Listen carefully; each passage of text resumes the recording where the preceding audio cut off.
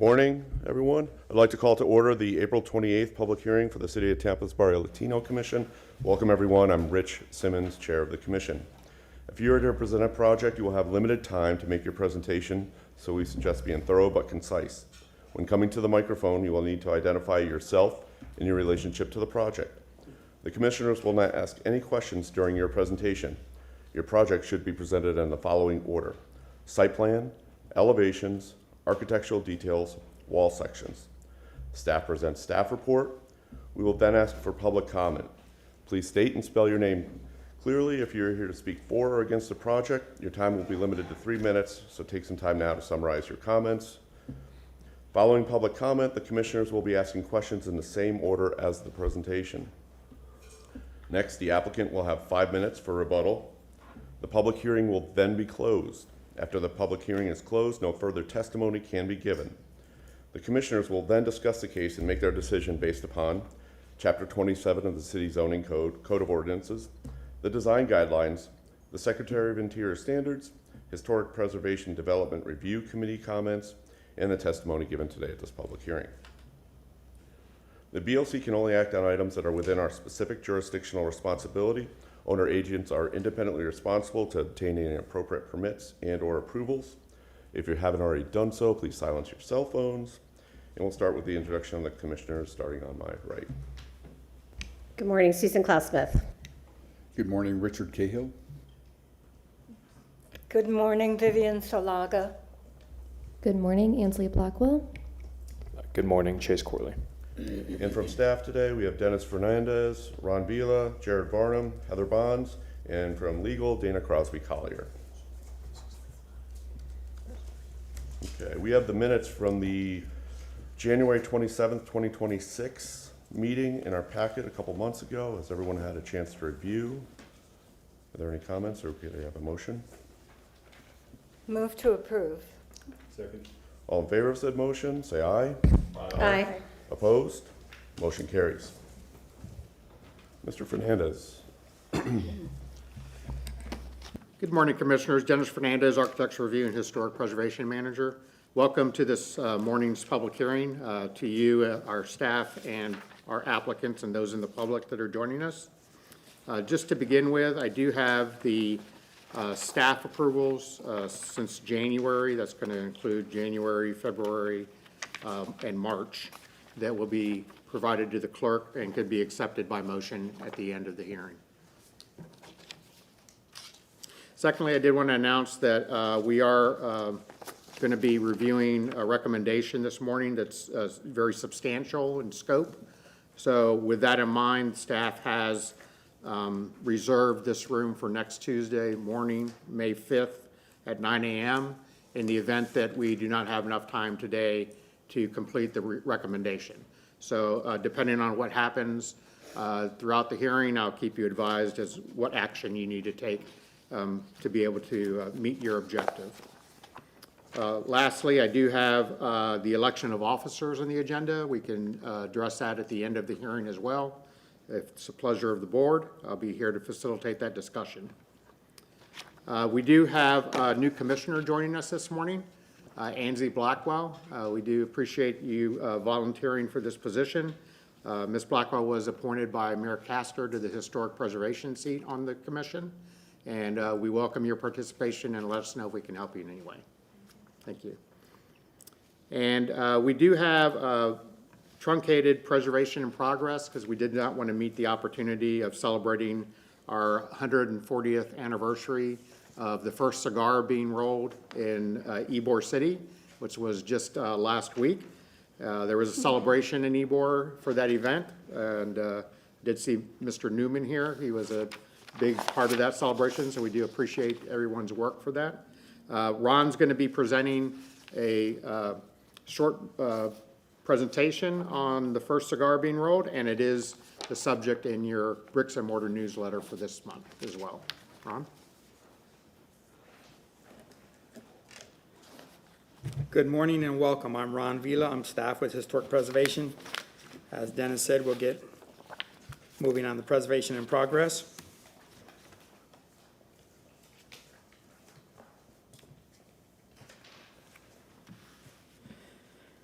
This month's Preservation in Progress will feature the Sanchez and Haya Company, the company that produced the first cigar in Ybor City. In 1886, the migration of the cigar manufacturing to Tampa was a major component of its rapid growth. Vincent Martinez Ybor was a Spaniard who began manufacturing cigars in Cuba in 1856. Another Spaniard, Ignacio Haya, settled in New York, where he and his friend Sirfan Sanchez founded the Sanchez and Haya Cigar Factory in 1867. Sanchez and his family visited Key West in the winters, where he befriended Ybor and his family. This is a bird's eye view of Tampa in 1892. By the end of 1886, Ybor had become a reality. In the areas between the present-day 6th and 9th Avenue and 12th and 14th Street, the Ybor and Sanchez cigar factories were fully operational, with several hundred worker houses were completed at the time and some commercial buildings as well. Ybor City's growth continued, and by 1890, the population was around 6,000, which outnumbered the residents of Tampa.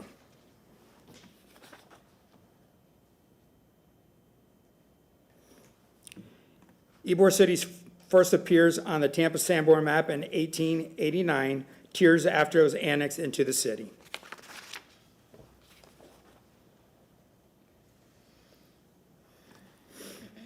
Sanchez and Haya constructed the first fully operational cigar factory, a two-story building on the southwest corner of 7th Avenue and 15th Street, located 1 block away from Ybor's temporary cigar factory. Also a wood frame building at the northwest corner of 7th Avenue and 13th Street.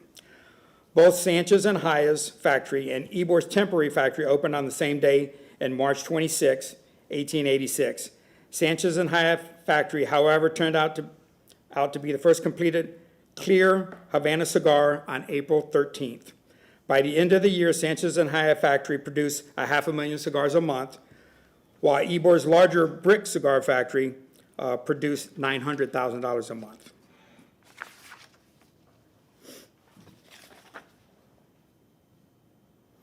Moving to the Sanborn map, here in 1889, you can see the two-story structure that's here with an open porch in the back.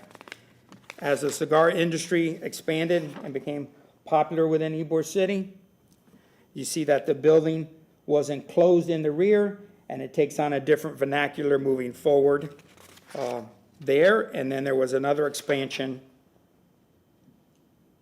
here.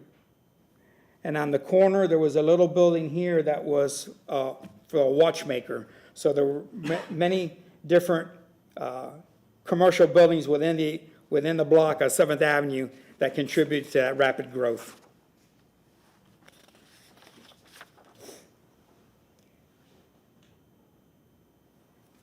In addition to cigar manufacturing, Sanchez and Haya worked in real estate. They platted their first subdivision in 1888, and in 1895, they built their first brick building on 7th Avenue, which incorporated their first real estate company. The real estate company built additional commercial buildings within Ybor City, including the building that was replaced in their earlier cigar factory, which was here.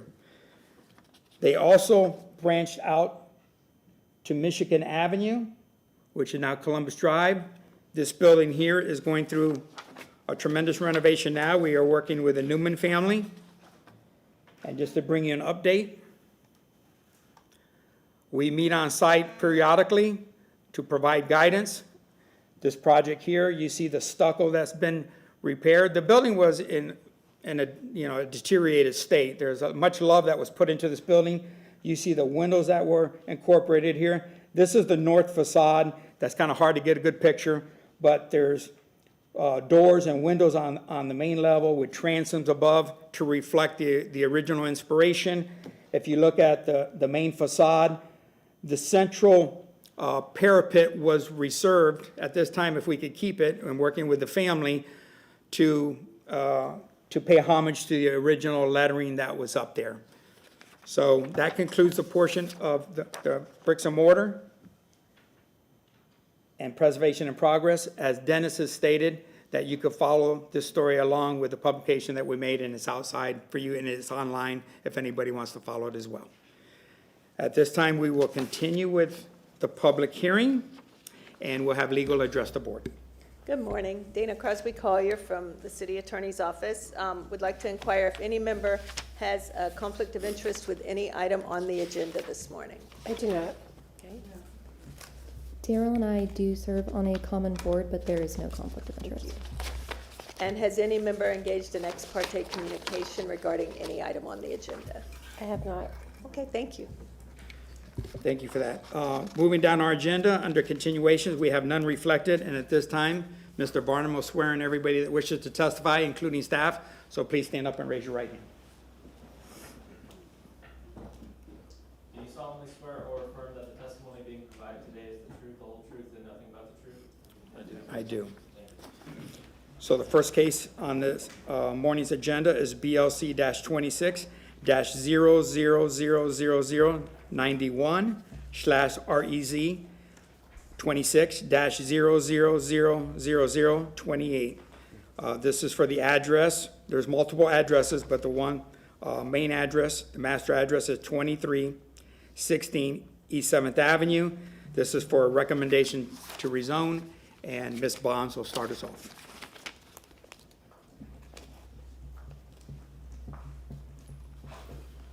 Thank you, Ron.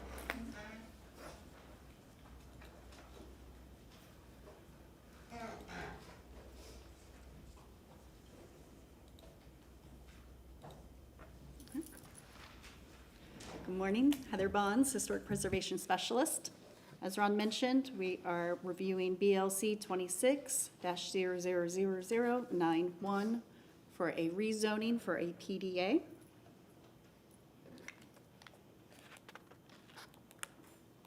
Okay. We want to start by commending the applicant for bringing this exciting project forward. This project has the potential to be transformative for Ybor City's future. We also want to thank their development team for being very communicative with staff up into today's hearing. So we thank them for all of this that they've brought forward today.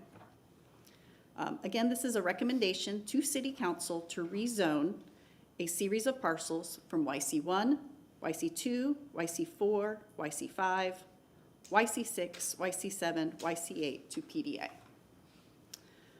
The board is authorized to review this application through section 27-95H, which gives them the authority to make recommendations to City Council for rezonings, and that recommendation is to the extent necessary to preserve the historic integrity and appearance of the historic district in accordance with the applicable standards. This is the overall PDA area that we'll be looking at today. It's about 33 acres, bordered on the west by East 19th Street, 11th Avenue to the north, North 27th Street to the east, and 4th Avenue to the south. The red lines on this map indicate the Ybor City Historic District, and you'll note a portion of the PDA is outside the district. Your recommendation today is just to rezone the portion within the Ybor City Historic District. I'm going to provide a brief zoning introduction since we have multiple YC zonings that we are reviewing today to be converted to PDA. So this is a brief refresher of those classifications. As a note, Ybor City has its own classification of zonings, and that was to strengthen Ybor City's local and regional identity and to allow for a compatible mix of residential, commercial, light industrial, and public uses. There are 9 YC zoning district zoning classifications. YC1 is Central Commercial Core, which is considered the heart of Ybor City. YC2 is residential, which are for areas devoted to the residential development to preserve the predominantly single-family and two-family housing forms.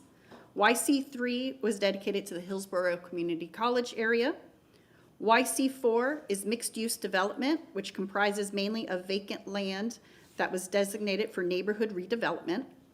YC5 is general commercial, which is designated for retail and commercial service operations.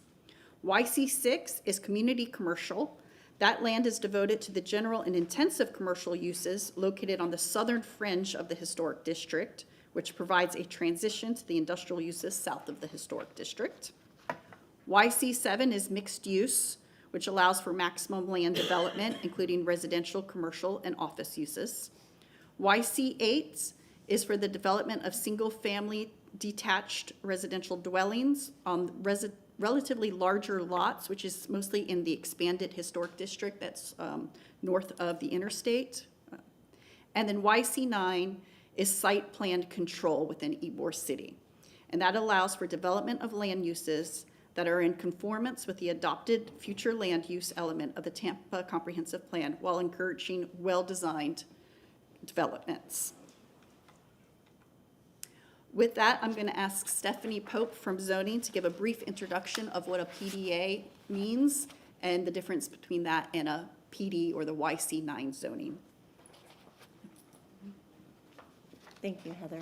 Good morning, Stephanie Pope, Development Coordination.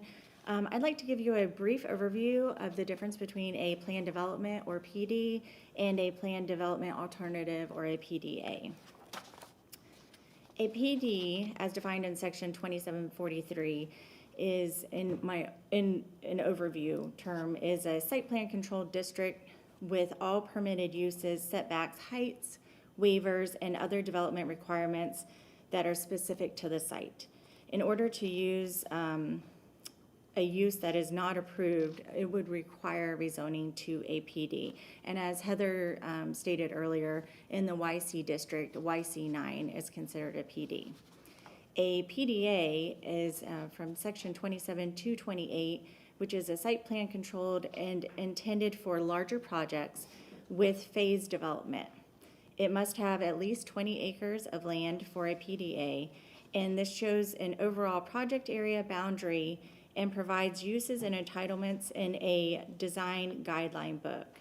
And this process also goes through incremental reviews or IRWs. Thank you.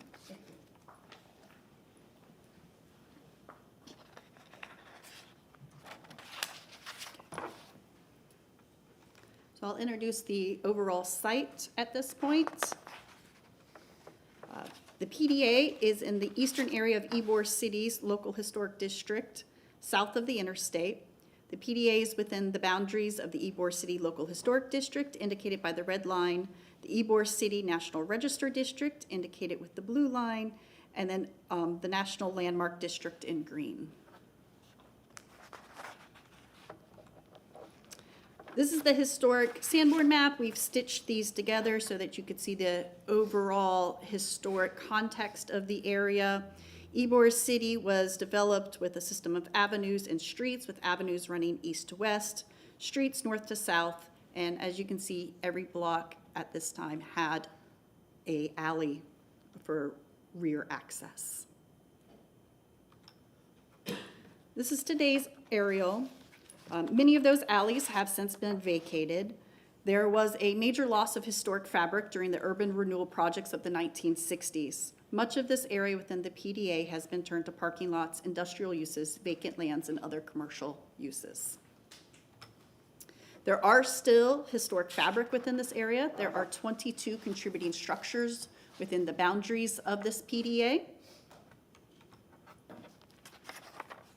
And at this point, we'd like to invite the applicant up to present their request to the board.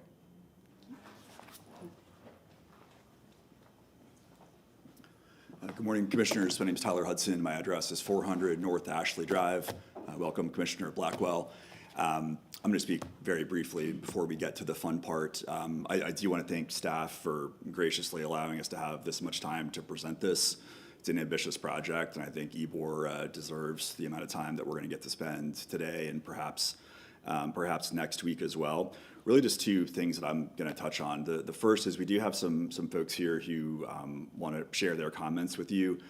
given the potential duration of this meeting, I would ask if it's possible that perhaps after our presentation, we take public comment, just so those folks can sort of get on with their day. Second item is I just want to expand a little bit on what Stephanie said about the PDA process. So the reason you don't see a lot of PDAs in the city of Tampa is that you have to have 20 acres in order to qualify to be a PDA. Gasworks is a PDA, Ybor Harbor is a PDA, this is a PDA as well. And fortunately, this board does have some experience with PDAs, thankfully, due to Gasworks. And so I do just want to give a brief overview of really how this will boomerang back to you. So what you can see here on the easel is the site plan. You have that in front of you as well. It's really a blocking plan, and then together with that is the design guidelines book. That can be a little bit of a misleading term because, of course, there are still the Ybor City design guidelines in the code, touching on things like color palettes, materiality, articulation. Our design guidelines book, which I think Ron's generous enough to pass out to you now, think about that really as a custom zoning code that applies just to this project. And as Stephanie mentioned, if this gets approved by City Council, hopefully with this commission's blessing, we will then, on a specific block or a specific parcel, obtain a detailed site plan approval that will show things like stormwater retention and things like that. Sorry. There's 3 packets that come along with the discussion that they're going to provide you this morning. That's all yours, yes. No, it's okay. There's a lot of paper with this one. There's 3 different binders attached.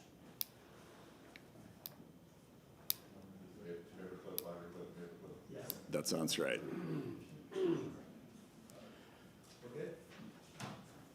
All right, so anyway, so to the point about the boomerang, so the goal, of course, is that the City Council approves this PDA, we hope with this commission's blessing. From that point, and the architects and GCs on this board will appreciate that, we need to get building permits. What happens between having this PDA zoned and going for building permits are 2 very important things. The first is an incremental, detailed site plan. We don't know exactly how stormwater is going to be treated on the B7 parcel. We'll know at some point in the future, and that's when those details will get approved administratively by staff. But the most important thing is that every single parcel, building, anything that comes back that we need to get a building permit for, first must come back here for a certificate of appropriateness. That doesn't change at all. And if you read through the staff report, we know there's some points where we didn't totally get aligned. And in certain areas, there's a little bit of a flavor of skepticism. How do we know these things are certain? I would ask that if at any point throughout this presentation you all have questions about how do we ensure that the things we are saying are true, how do we ensure those commitments are binding and enforceable, especially on sensitive issues like height, I would ask you to ask us, and we will give a response in alignment with legal and zoning. It is possible to have that certainty. That's what we want. This entire assemblage has, literally YC zoning 1 through 8, has every possible zoning there is, which on a per parcel basis might be okay, but there's a lot of gaps in this area. What we're trying to have is certainty about what we can do to expedite this redevelopment, and that's why we've spent so much time working on this. And with that, I'm really excited to ask Daryl to come up and speak a little bit about the vision, and then we'll get into the block by block presentation. Thanks.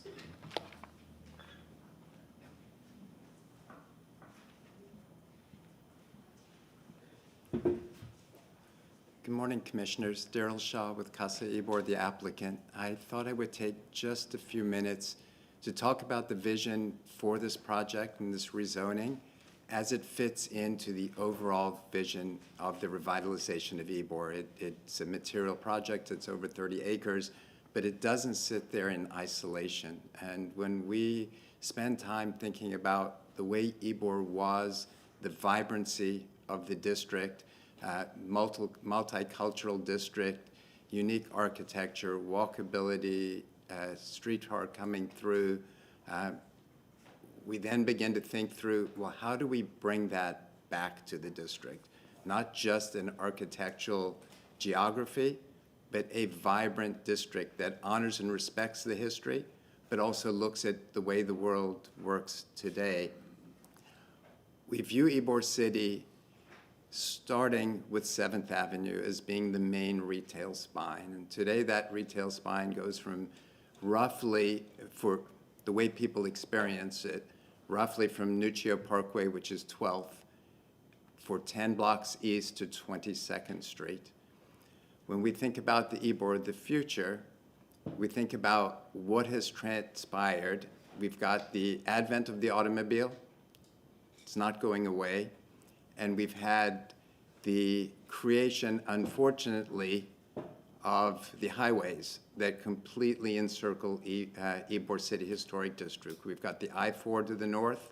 We've got the Crosstown Connector to the east. We've got the Selman to the south and the 275 to the west. And unfortunately, those have created barriers to that continuity of the urban fabric.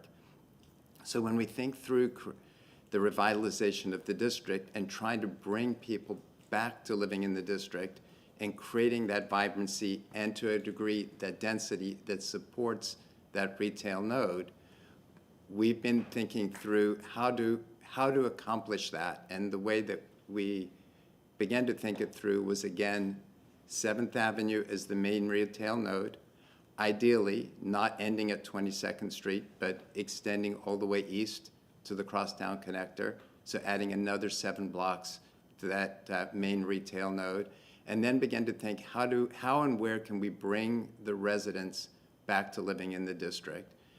We've got gasworks on the west side, southwest.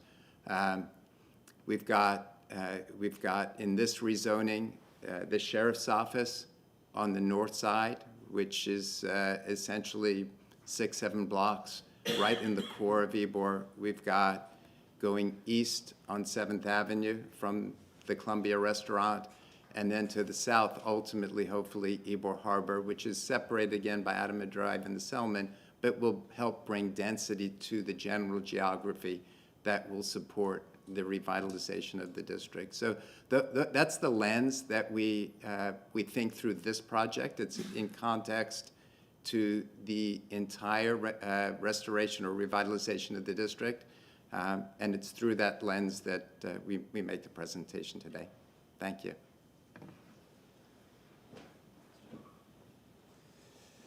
Good morning. My name's Avi Friedman Shaw for the applicant. I'm with Casa Ybor. I'm Nick Chelko. I'm with Morris Adjmi Architects, representing the design aspects of the proposal. Okay, thank you. I just want to take a minute before I start to thank Ron and Dennis and Heather. They've spent a lot of time for over a year on this presentation with us and just this entire process. They've invested a lot of time with us and a lot of time on their own, putting together the staff report and really diving into these details with us. Their feedback has helped, even though their finding is inconsistent today, their feedback has helped shape this presentation. So I really appreciate it. How do I go next slide? Just on the keyboard.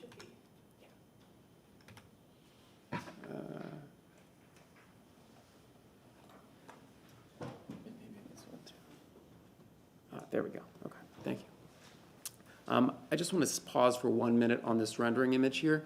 This is the sheriff's office. So this is a rendering that Next Firm did. This is on 9th Avenue looking west towards 20th Street and beyond, which is today that HCSO super block that's just a single block. We intend to recreate a pedestrian paseo there, which I'll get to in the presentation.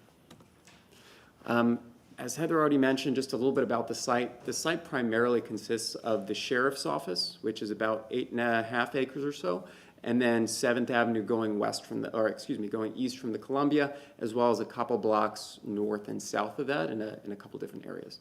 The rezoning request is to change this from the various YC zoning districts that Heather covered into a mix of uses that permits residential, office, retail, hotel, and general commercial uses. As part of this rezoning, we're making a commitment to 10% minimum open space requirement. So across this entire PDA area that's over 3 acres, within just the historic district itself, it's north of 100,000 land square feet, so over 2 acres. We'll be reconstructing the street grid, especially around 9th Avenue. And as Tyler mentioned, every building, every construction project that would happen in the historic district follows the same process as it does typically. It will return to the BLC for a COA. So that's what I mentioned a little bit here. So we have 22 contributing structures within this PDA area.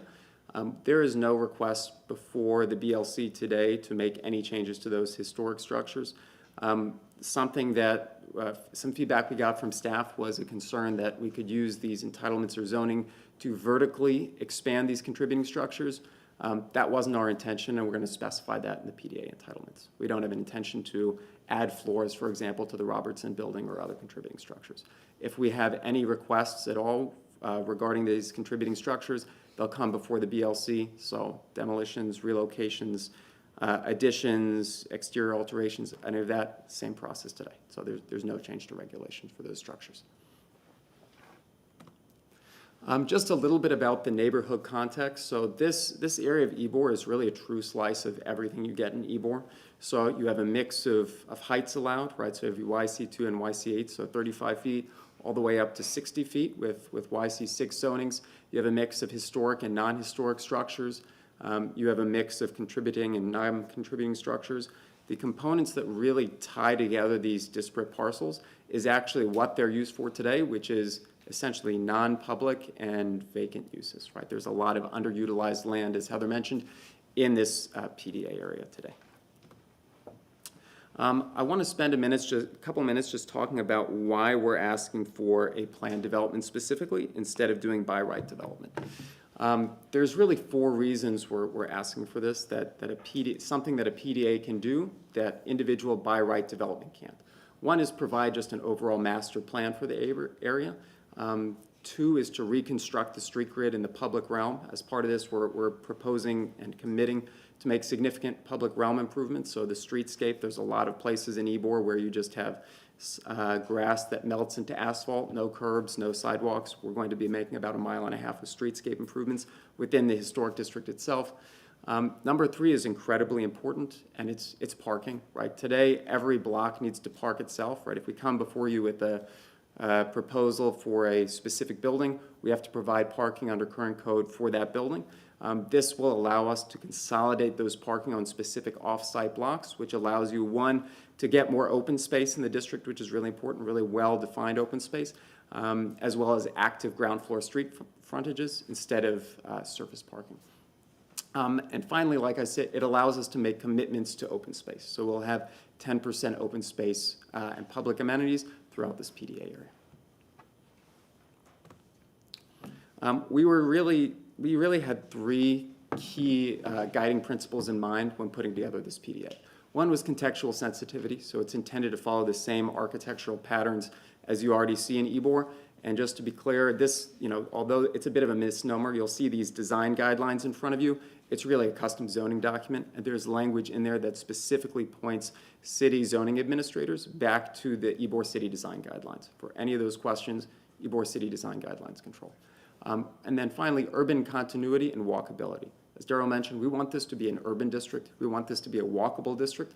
We want people to walk all the way from Nuccio to the crosstown connector and feel like it's in an interconnected district. We don't want them to stop at the Columbia and say, there's really nothing for me past this area. That's what they feel like today.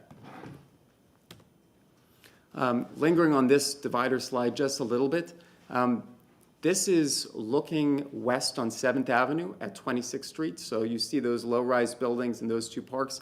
That's the small lots between, you'll see on this easel, right at the edge of historic district between 25th and 26th. So we're intending to turn those into 2 pocket parks that really create a nice gateway into the historic district. Today you have a small pillar or pedestal there. We'd like to create something that really shows that you're entering the Ybor City Historic District. I will turn it over to Nick just for a second to give him an introduction and also explain this particular slide. Hi, good to be with you. This is an important exhibit from the design guidelines. It's the street typology plan. So this plan is where we're really going to hang other guidelines and regulation design features of the plan, of the proposal before you.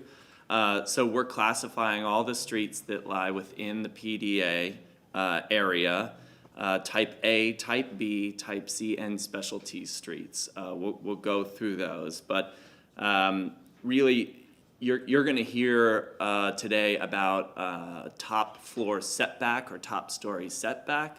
That's an idea that is in the guidelines that is central to our finding or our strategy to propose appropriate height within the district. Those setback guidelines are tied to the street frontage. So we have setback guidelines for specialty street type A, that's 7th Avenue. It's the only street with that designation. Other than that, we have type A streets, which are the predominant streets throughout the PDA. Those are in pink. These are local streets. They're very pedestrian oriented. There's on-street parallel parking, street trees, building entrances, storefronts that characterize these streets. Type B streets, these are regional connectors. So think 21st, 22nd, north-south, think Palm Avenue. These are a little bit faster streets, streets that you think of as going through Ybor. Signaled intersection, multiple lanes. So the design guidelines relative to those streets we thought should be different than the design guidelines for those local pedestrian-oriented A-type streets, and certainly different than 7th Avenue, which is the specialty street type A. We also have C streets. Those are shown in orange, and these are really, there's two of them. It's the street running parallel. It is 6th Avenue. It's a segment that's running adjacent to the CSX rail corridor. And the Paseo, which is, this is the Hillsborough County Sheriff's Office today. It's the super block.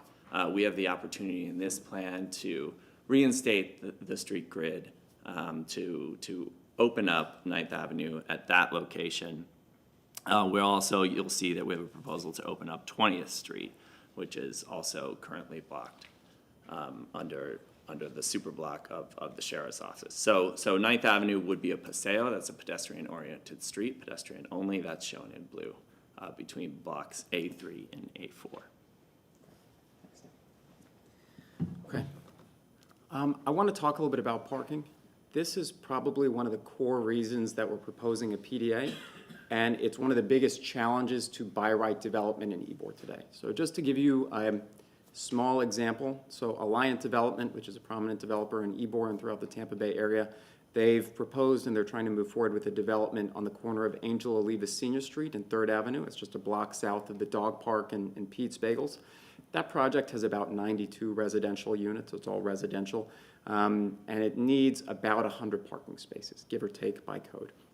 The ground floor of that primary building has a few residences and then a lot of surface parking, and they've actually had to lease a space directly west across the street, more than 1/3 of an acre, just for surface parking and retention. So in other words, to build about 100 units of residential in Ybor today, you need almost an acre of parking, which is a lot. That's a lot of surface parking that's populated by cars and not people. There's no active frontages, it's just striping and asphalt. One of the key components of our PDA is not just reductions in parking, which I'll talk about, but it's really the ability to combine parking for multiple lots in an off-site location. So if you'll see in the grid diagram over there, 21st and 22nd are primarily vehicular. On those B3 and B4 blocks, we're proposing to put parking garages that can provide centralized parking for multiple blocks, for the sheriff's office to the west, and for some of the other blocks to the east as well. By being able to combine uses, you can get a small reduction, right? Because office users are there during the day, residential users are there during the night. There's no office users there on the weekend when tourists come in, when visitors come in, so you can get a little bit of a reduction. Those small blocks between 21st and 22nd are really in our minds, a good location for centralized parking for much of this PDA. Because they're on those primarily vehicular streets, and as you have cars coming off of the I-4 to the north, and the Selman to the south, they're coming through those streets, and they can park in these garages without dispersing cars throughout the neighborhoods in Ybor. The other block that's really important for parking is D6, and I'll speak to that a little bit. That block backs up to the CSX tracks, has frontages on 7th, but south of that CSX tracks, It's just more industrial. There's not single-family homes, for example, that might look into a parking garage. But I'll speak to that for a little bit. So parking is a really important component of this PDA, and it's one of the core reasons why we're presenting it this way. We're proposing to make about 1.5 miles of streetscape and landscape improvements within the PDA, or within the historic district itself. So this includes creating wide sidewalks, parking and furniture panels, landscape panels, on-street parallel parking. These are really important to us. Equally important is providing new street trees. Right now, if you walk down certain streets in Ybor, there's no shade, there's not much of a canopy. Providing type 1 street trees for most of those provides, oak trees, shade, canopy, makes this district really walkable. This is something that's really important to us. We're proposing to create, anywhere you saw those type 1 streets on that diagram that Nick presented, that's where you're going to see these street improvements. Besides just streetscape improvements, we're providing pretty significant public improvements within the Ybor City Historic District. So we talked about restoring the street grid, recreating 9th Avenue, creating new curbs, sidewalks, pedestrian infrastructure. But open space is really important to us. One of the key pieces of feedback we get from residential tenants, one of the questions we get from them is, where do I walk my dog, right? There's nowhere, there's no green, there's no respite for them to go outside and spend a little bit of quality time outdoors. It's all urban grit, which is amazing, but it's also very monolithic. There needs to be some green in Ybor. We are planning to dedicate over 100,000 square feet of land square feet within the historic district to open space. Much of that will be green space with multiple required parks.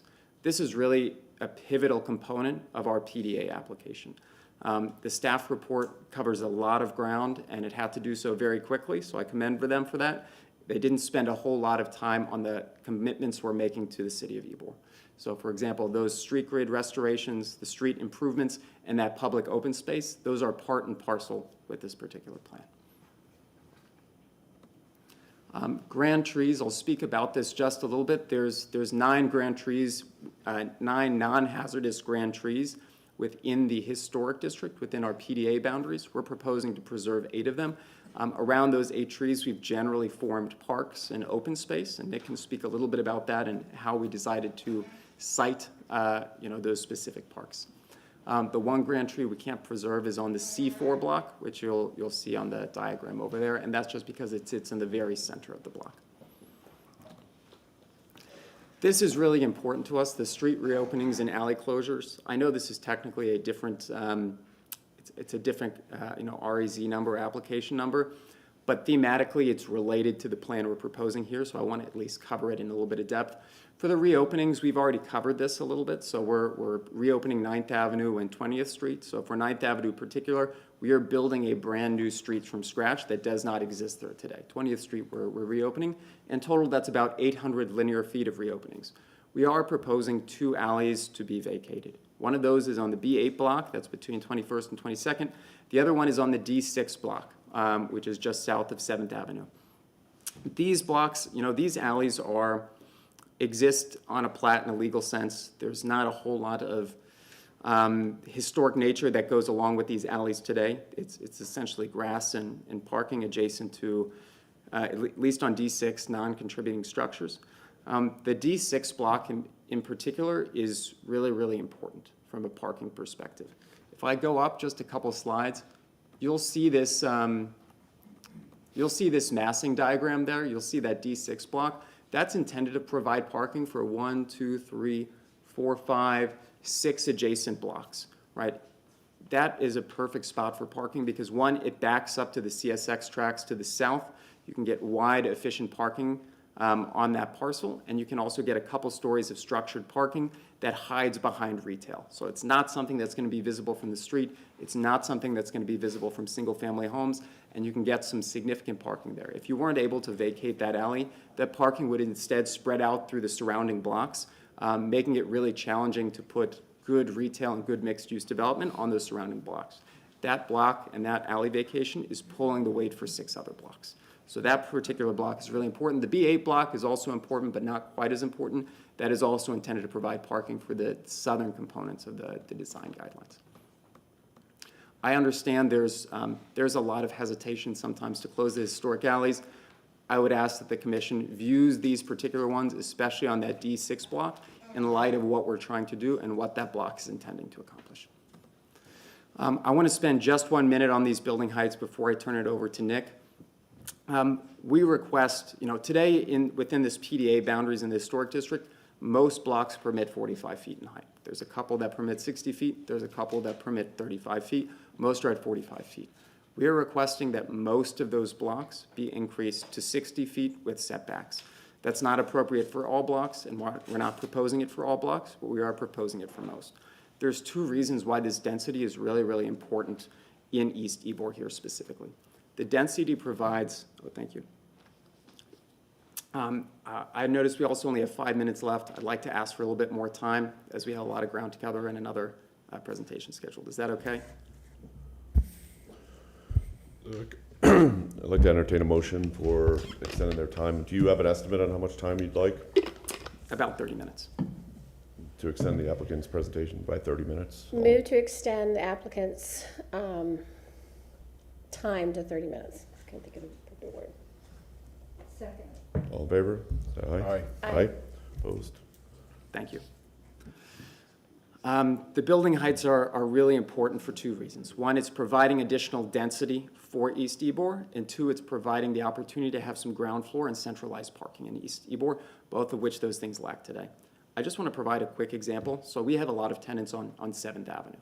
One of those tenants is a restaurateur. He opened a restaurant relatively recently, and he sent us an email 2 weeks ago. So it was after this was already submitted and this was not planned. He sent us an email and said, I'm getting good business Thursday nights, Friday nights, Saturday nights from 5 p.m. to 9 p.m. So basically during happy hours. The rest of the time, his restaurant is essentially empty. This is a guy who has multiple restaurants and multiple concepts. He's cut payroll, and he is working in the kitchen himself to serve food during these times because he doesn't have enough business to support this restaurant by itself. He asked us, what can you do to get more foot traffic in this area? What can you do to get more marketing? What can you do to get more name recognition? How can you help me support my business, which obviously we want to do. One of the biggest challenges with 7th Avenue today is you have great foot traffic at very specific times. It's in those evening hours. It's late at night. On a Tuesday at 11 a.m., for example, right now, there's not a lot of people on 7th Avenue. It's pretty empty. We are starting to see that change on the very west end of Ybor with a Casa Marti, with La Union, with more residential and office density coming up in that side of Ybor. You are starting to see more foot traffic during the day, and those businesses, because we know and we hear from those and we hear from our tenants, are doing better. On the east side of the business, folks are frequenting the Columbia restaurant.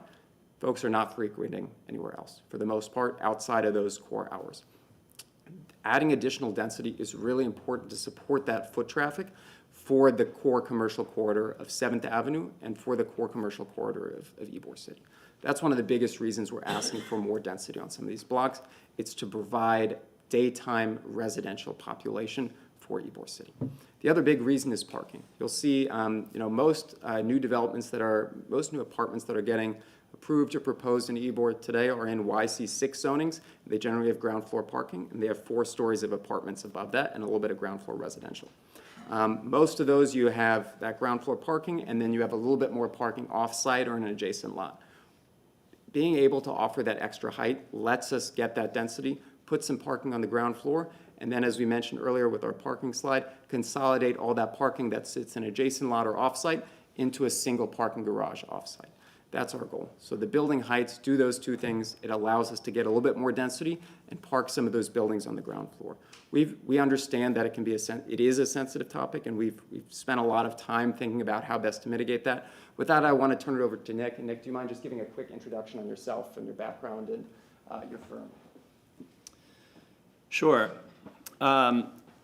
Yeah, so look, it's an honor to present in front of this commission and to be involved in the vision that you have for this important neighborhood, this neighborhood that has such good stewards, and the involvement has been incredible. The support from staff has been incredible. We focus on development in historic districts in sensitive context. And so this really was and is an incredible opportunity for us to sort of set the groundwork for designers to come after us and to come before you for individual building sites and proposals.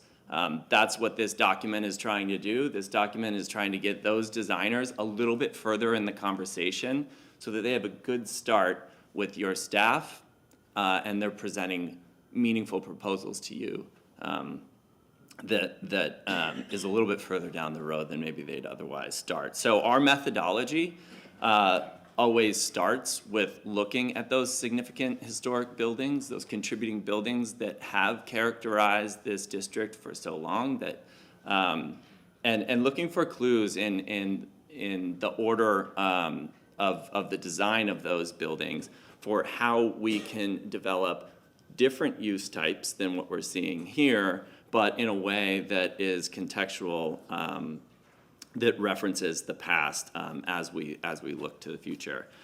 These are just 4 examples. They're not examples that are certainly all the same. We're looking at them for different reasons, but I'll just go from left to right. You know them well.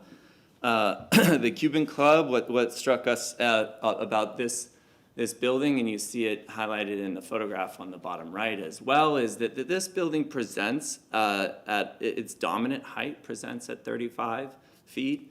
It then sets back. It does have a central dormer that continues up and a pediment. That gives it a vertical orientation. This is a wide building, though it gets divided into sort of 3 segments. Its ultimate height, above 60 feet, it's not really read directly from the street. Where it is read, it is to give prominence to that sort of central entrance and to that symmetrical order about the center point.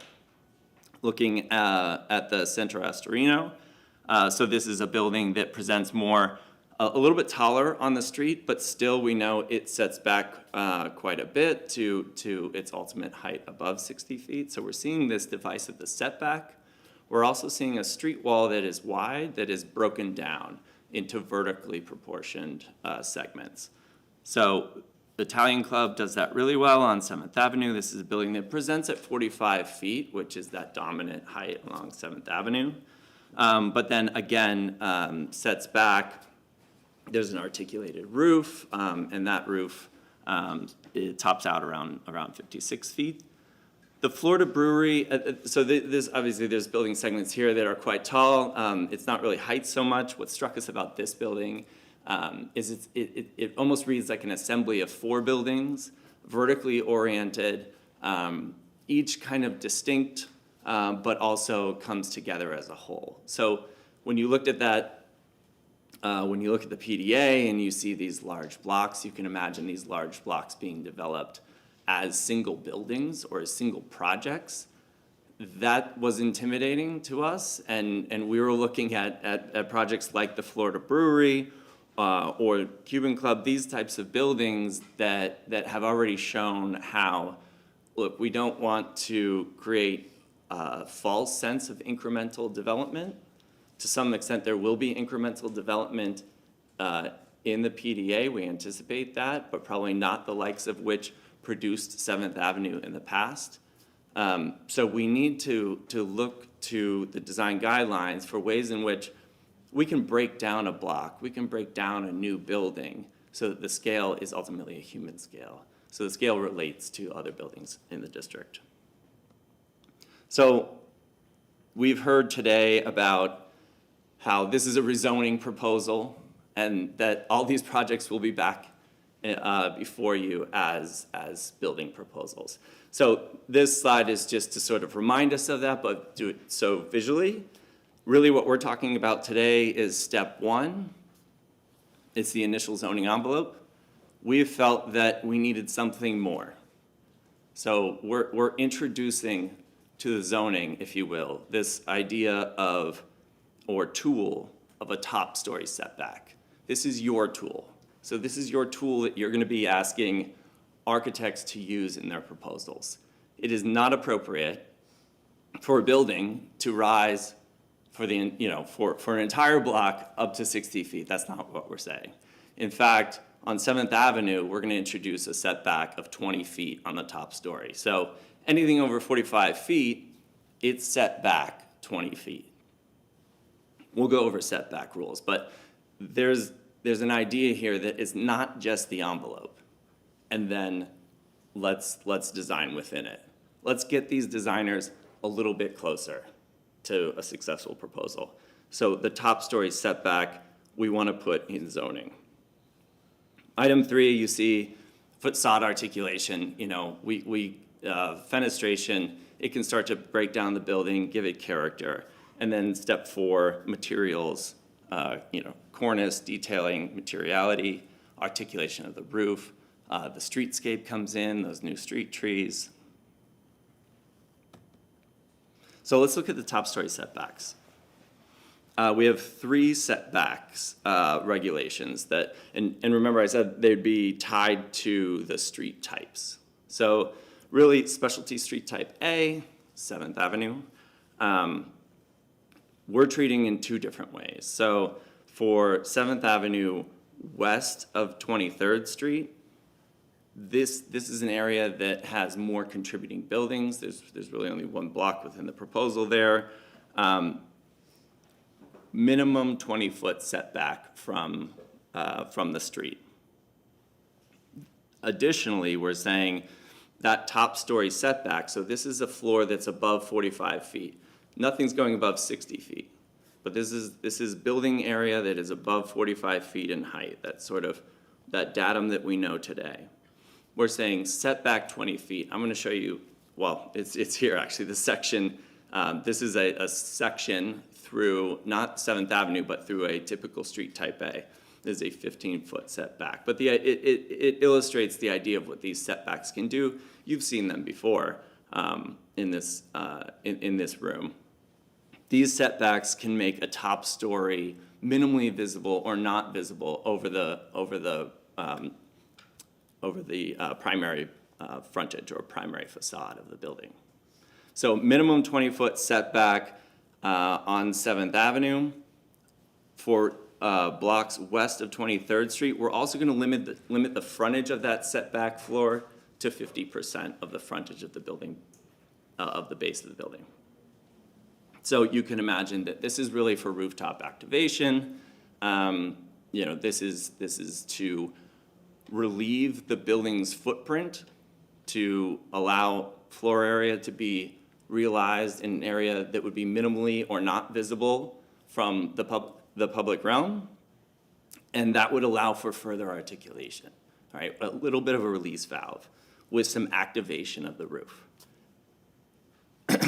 For blocks east of 23rd Street, minimum 20-foot setback on 7th Avenue, but that top story could extend for the full width of the building.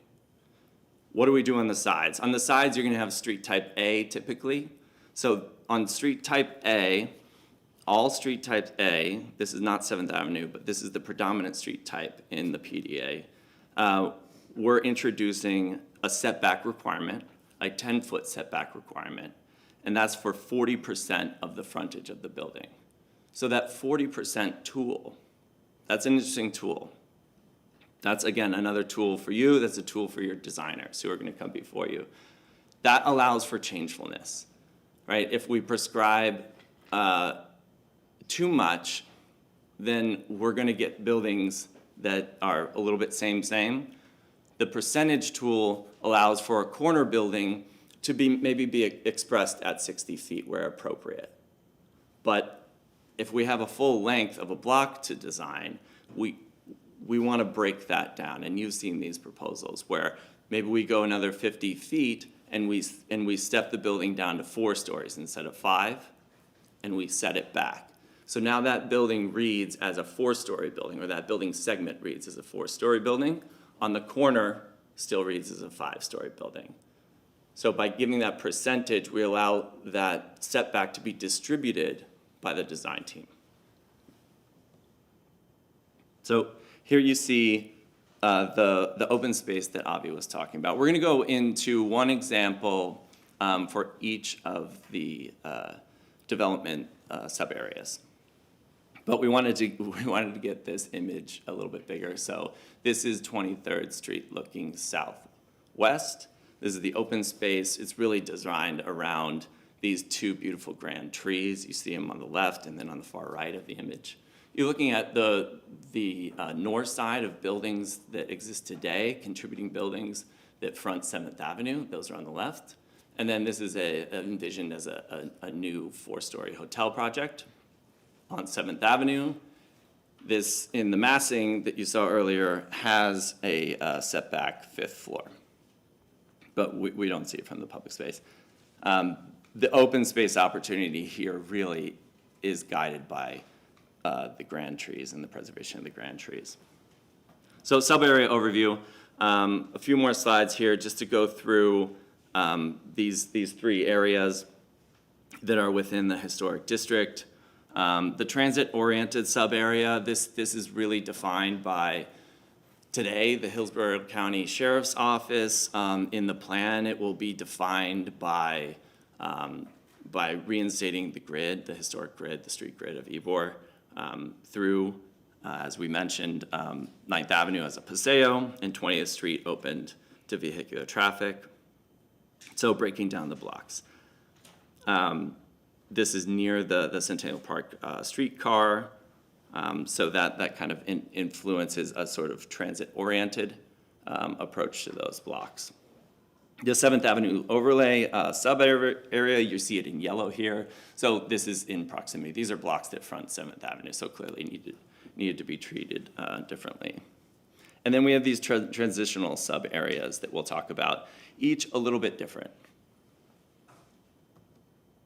So the transit-oriented sub-area, we said this is restoring the street grid, significant public improvements here. You're looking, this was the image that we opened with, so you're looking down 9th Avenue. This would be this sort of new Paseo connector beyond.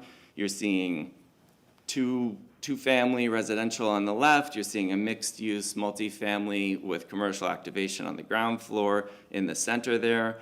Potentially office buildings on the right that could be fronting on 7th Avenue, or excuse me, on 8th Avenue. So this is the height here, incremental height between 45 and 60 feet. On most blocks, there's 5 contributing casitas on the AA4 block you see there on the bottom left. That would remain at 45 feet. So for most of these streets, these are all type A streets. So most of these streets, this is the 10-foot setback for 40% of the frontage. Let's look at an example. This one is one of the more sensitive contexts that we call the C4 block, but it's between 22nd and 23rd, 8th and 9th. Here we have 2 contributing buildings on the east side. So what the height does here, the height is our sort of first tool. The height allows for a flexible plan. So we can realize the FAR to FAR. We can realize that on the central and west portion of the blocks while maintaining the contributing buildings, setting back from the contributing buildings, giving them not only the building its presence, but the space that historically surrounds these buildings, giving that space presence. Right, so the height allows us to realize that floor area on upper floors where they'd be minimally visible, and then that setback allows that height to be appropriate. We're showing setbacks done a couple different ways here. You can set the entire building back, as you see in the middle. By having 60 feet allowable, we're not building to 5 stories here. These are 4-story buildings. But we can have an articulated roof. So that's kind of a feature. We're showing a roof that may reference, the single-family homes across the street. The building on the corner, you're seeing a setback actually deployed a little lower in the building, so that it's the same principle that the primary facade of the building, the street wall of the building, reads at the human scale, in this case 2 stories or townhome scale. And then the building is set back 10 feet and rises to its ultimate height and also can have an articulated roof. So what we're looking for here with the additional height is some flexibility in the site plan, and then we're adding the setback rule to get those designers further to a proposal that would be appropriate as seen from the pedestrian viewpoint. Okay, two more. Transitional sub-area here. So special case, limited density. It's really about integrating with the surrounding fabric. 4 of the 6 blocks retain their current height limits. The remaining 2 blocks match YC6 heights already allowed. So Avi talked about the twin parks on 26. So this is your new eastern gateway. We've got to keep the column in the black that's there, but really it's about the open space and commercially activated open space to really signal, welcome to Ybor. And then new streetscapes, of course. Let's just look at an example here. D4, sensitive block, as it abuts the CSX rail corridor. You're seeing a building here presenting at 60 feet. Taken together, though, it is set back from the street. Its base is housing parking, but that parking doesn't need to be visible or presented on the facade of the building. You're seeing the ability for an articulated cornice on this building. But really, it's the flexibility for open space around the building to set back from the rail corridor, to set back from other contributing buildings, that the height becomes a critical feature of that flexibility. So 7th Avenue, overlay, sub-area. Today, we have to think about 7th Avenue, in this case, really east of Columbia Restaurant. That is the context of this proposal. This is, we've heard, the best way to get foot traffic on the street in ways that foot traffic is not on the street today is by introducing that new use of multifamily, getting families living on this block.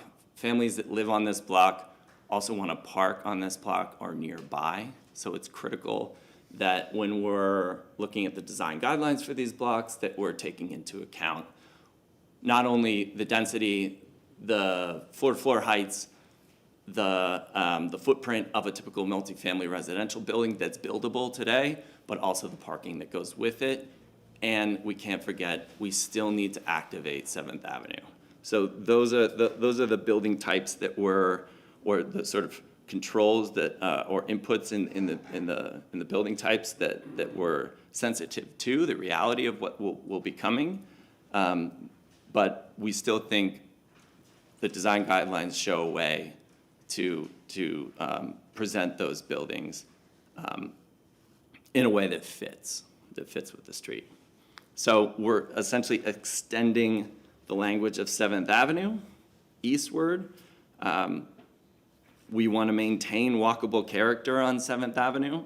Right? We're not trying to change that character. We're trying to extend that character. So it's pedestrian focused. In this case, we have palms. It's not the shade trees that we're calling for throughout the rest of the district, but everything is meant to reference all points west. Those improvements are for the most part already, streetscape improvements are already there, so they'd be maintained. Where possible, we want to lower the buildings. So where we're reading them from the pedestrian way. Ultimately, the buildings can set back that 20 feet. We talked about the setback requirements that are specific to 7th. Okay, so we'll look at an example here. So here, we're actually not looking at the 7th Avenue elevation. We thought really one of the most sensitive parts of the proposal is where, in working with Ron and Dennis, the sensitive part would be where we're fronting on blocks with single-family homes. So where you want to show, look, if we can make the building human scale and address that side, we can address the 7th Avenue side. So in this case, you're seeing a full block length, broken down into building segments. Some are reading at 2-story height, some are reading at single-story height or 4-story height. Setback, ultimately, that's a 5-story building.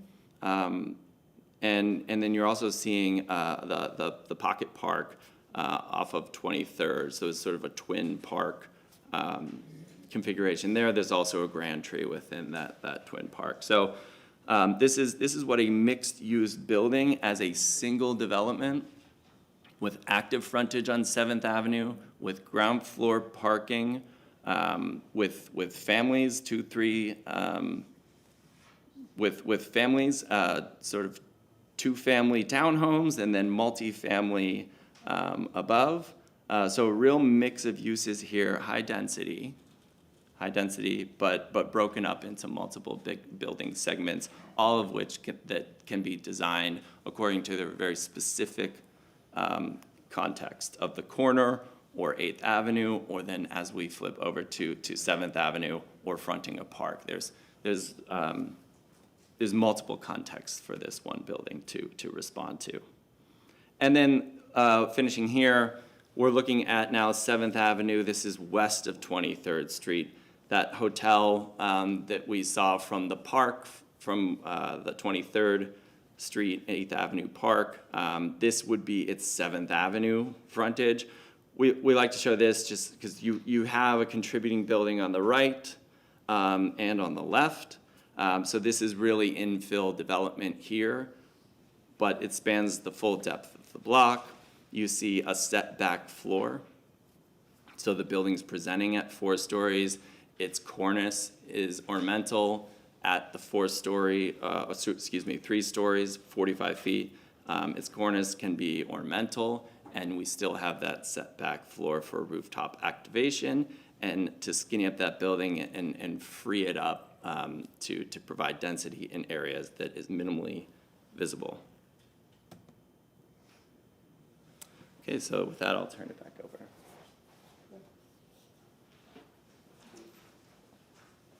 We yield the rest of our time to staff.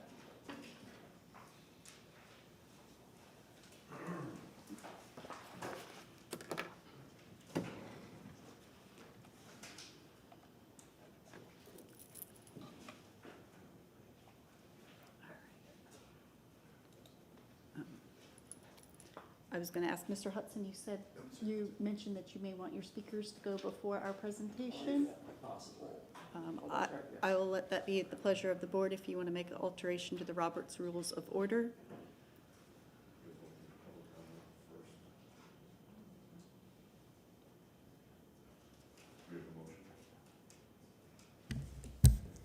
Second. Okay, all in favor of said motion to allow public comment before staff report, please say aye. Aye. Aye. Opposed? Motion carries. Public comment is limited to 3 minutes per person. Please, you can line up and come to the mic, identify yourself, and I'll also mention if there's anybody that came in after the initial swearing, if they could be sworn in at this time. Do you solemnly swear or affirm that the testimony being provided today is the truth, the whole truth, and nothing but the truth?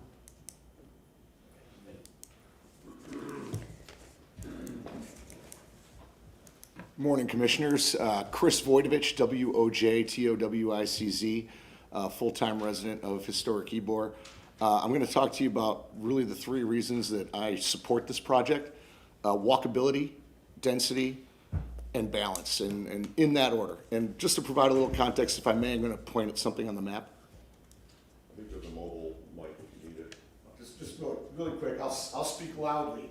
So just for context, to give everybody a sense, this is where I live. So when I talk about Ybor City and what I'm gonna, and the 3 things that matter to me, this is the context of where I live, and we're a full-time resident. So I do not own a business or do not own other properties in Ybor City.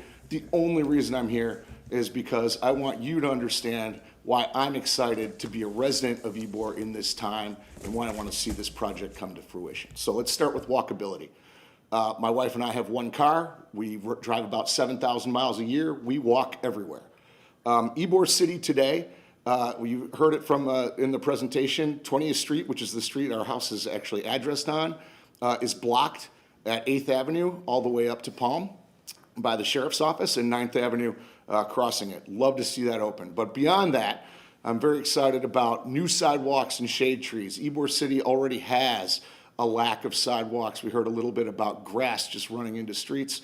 That happens all the time. So walkable streetscape, very important to me. And then obviously the Paseo. The other thing is density. As a resident of Ybor City, we don't really have a lot of daytime retail. We don't really have a lot of services. You don't see doctor's offices. You don't see a grocery store, things like that. They're driven by density. We need more people in Ybor City. That's how Ybor started. It's historic, as a historic district with, as you heard, the largest part of Tampa, 6,000 people. We're about half that now. We need to get that density back to have that neighborhood feel be here. And then balance. Talked about balance. Ybor City is tilted. It is tilted entirely to the west. Okay, then there's 2 parking garages there, city parking garages that allow people to come into the district, park their cars, walk around. And in order to bring that balance where it's out to the east, we need that parking that they talked about before between 21st and 22nd Street to allow both businesses and residents and visitors to the district to be able to leverage that side of Ybor City better. And obviously to see real development. We have nice streetscape improvements, but to see real development east of 22nd Street would be a huge plus. So all in all, walkability, density, balance. As a resident here and no other interest other than seeing my district be as good as it can be, that's why I'd like to see this project proceed. Thank you.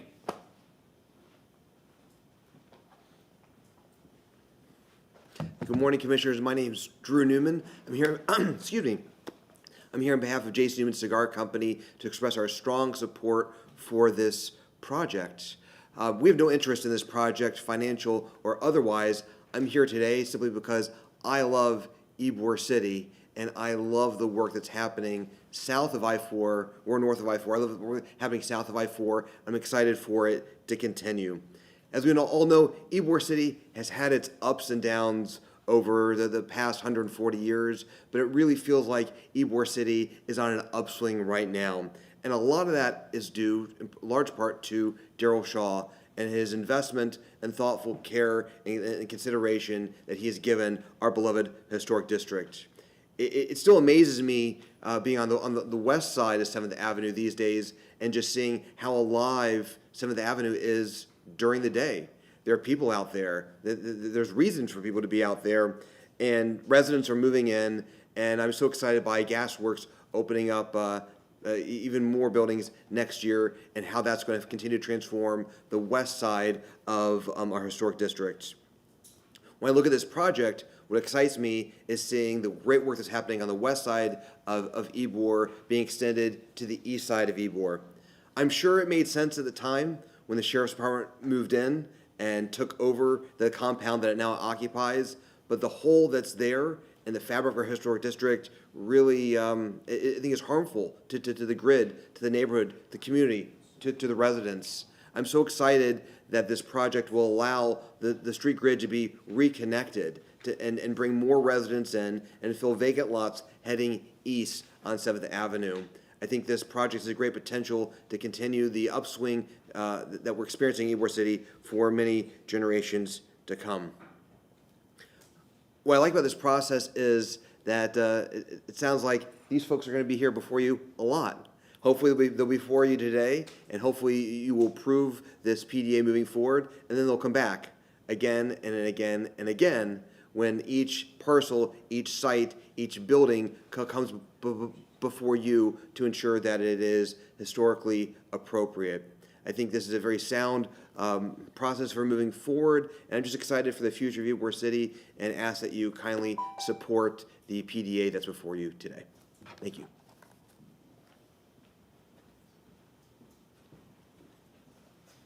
Hi, good morning. I'm James Wilson.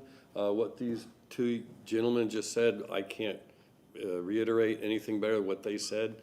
And I support Darrell Shaw and the other investors in Ybor City. I'm James Wilson. I live at 11th Avenue and 23rd Street.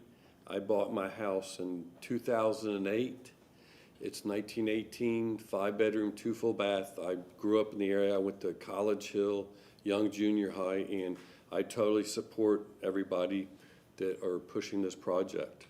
And that's it. Thank you very much. Good morning, Jose Cayon, 2402 East 11th Avenue. I'm a homeowner and a resident of East Ybor, actually. Board member of the Historic East Ybor and Neighborhood Association. We have actually a board that is full in support of this first stage and the future stages probably as well. Get very excited every time I speak to Daryl. Daryl has the right vision for what we see our neighborhood to be in the future. As a neighborhood association, we've been fighting very hard for East Ybor for over 20 years to bring a better quality of life for residents. For Ybor City, for us, is not a destination. We're not frequenters. We live there. It's our home. I think as a neighborhood association, we've achieved the dream of safety. It's safe to walk in our neighborhood. But there are things that are beyond our reach, like, additional walkability. A supermarket, we don't have the density to get that. We don't have the density, residential density, to get a pharmacy. East Ybor used to be a neighborhood that had corner bodegas. I know probably those are not coming back, but it would be definitely nice to have, 3,000 residents again, so we can achieve those dreams that we're not able to. I'm very privileged. I live across the street from the Junta farm. The Juntas are the only family that stayed in Ybor since day one, and they're a wealth of knowledge. They're excited about what's coming. I speak to them very often, so does James. And I can tell you that there's a lot of excitement of what's coming. We need more green areas. Daryl has shown that he's a sensitive person through his other historic renovation projects that he's done. I can't even think of any other developer that has done what he has achieved with the historic buildings that he has restored. But East Ybor is a very exciting place to live, I can tell you. We are at probably the highest concentration of single historic family homes, and we take a lot of pride on our homes and on our neighborhood. So we encourage you to look into this closely and approve this request for rezoning, and definitely look forward to what's coming. Thank you so much.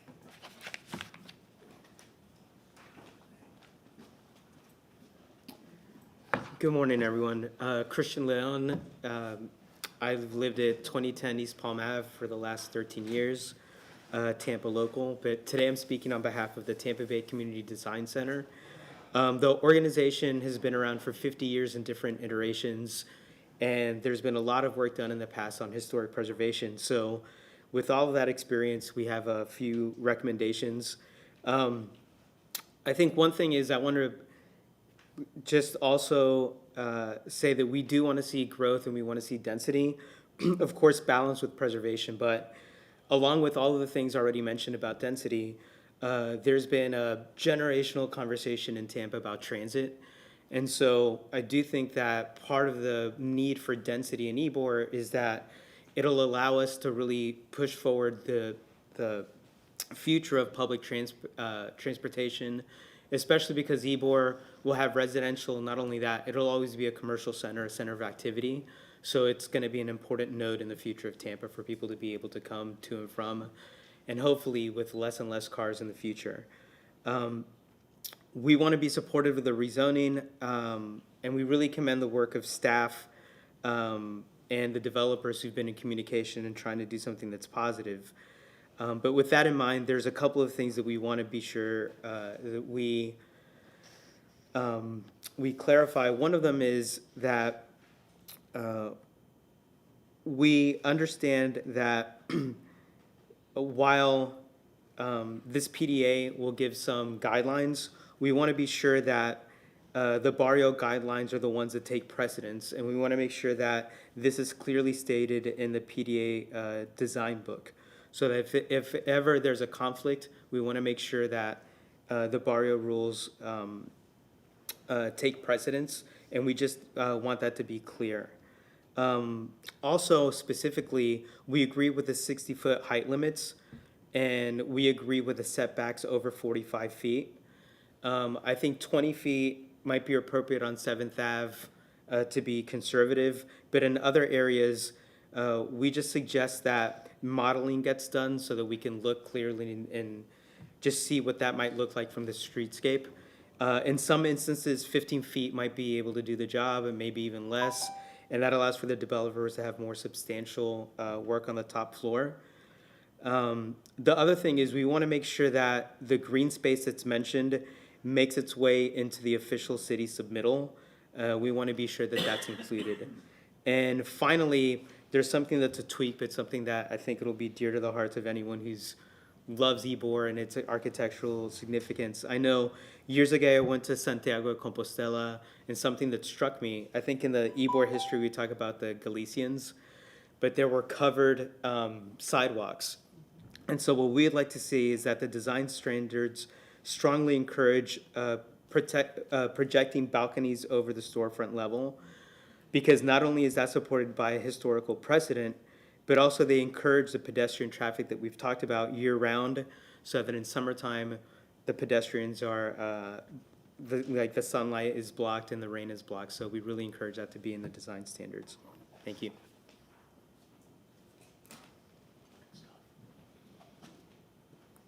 Hello, I'm Seth Wardell, resident of East Ybor, 2305 East 9th Avenue. And I'm in support of the project as well. I came with a few concerns. I think a lot of those were addressed in terms of parking, and the overall aesthetic of the design. I am concerned with some of the 60 foots, close to my neighborhood, but I think, that can be addressed during the planning phase. One thing I am, the last thing that comes to the mind is, with the density, comes a lot of foot traffic, comes a lot of more residents. So, I want to call attention to the green space. I heard 10% is being set aside. A lot of the unused land right now is currently green space. So whatever you develop, you're taking 90% of what sort of exists as vacant land and is used as green space as the residents.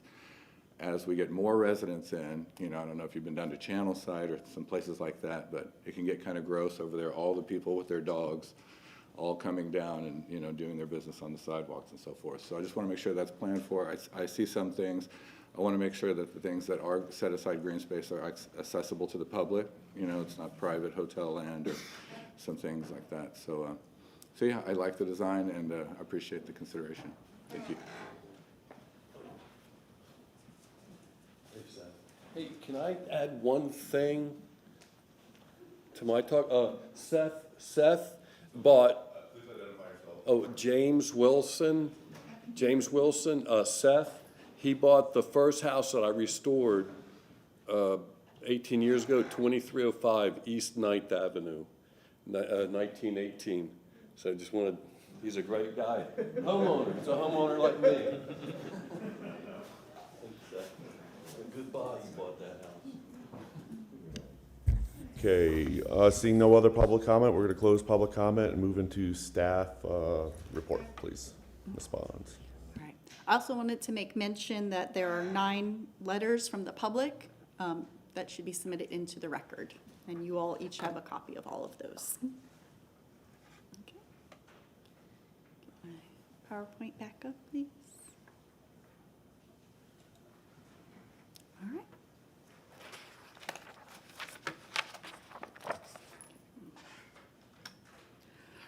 With a project as big as this, with various zoning districts, individual historic contexts, unique identifiers, and current compositions, staff could not provide a blanket review. Therefore, staff reviewed each of these blocks individually.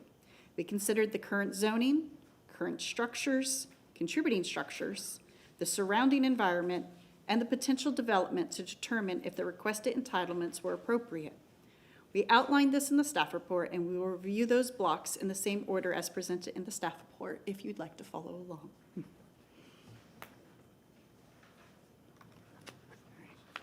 Block AA3, which is south of Palm Avenue, north of East 9th Avenue, east of North 19th Street, and west of 20th Street, is located here. You can see the aerial.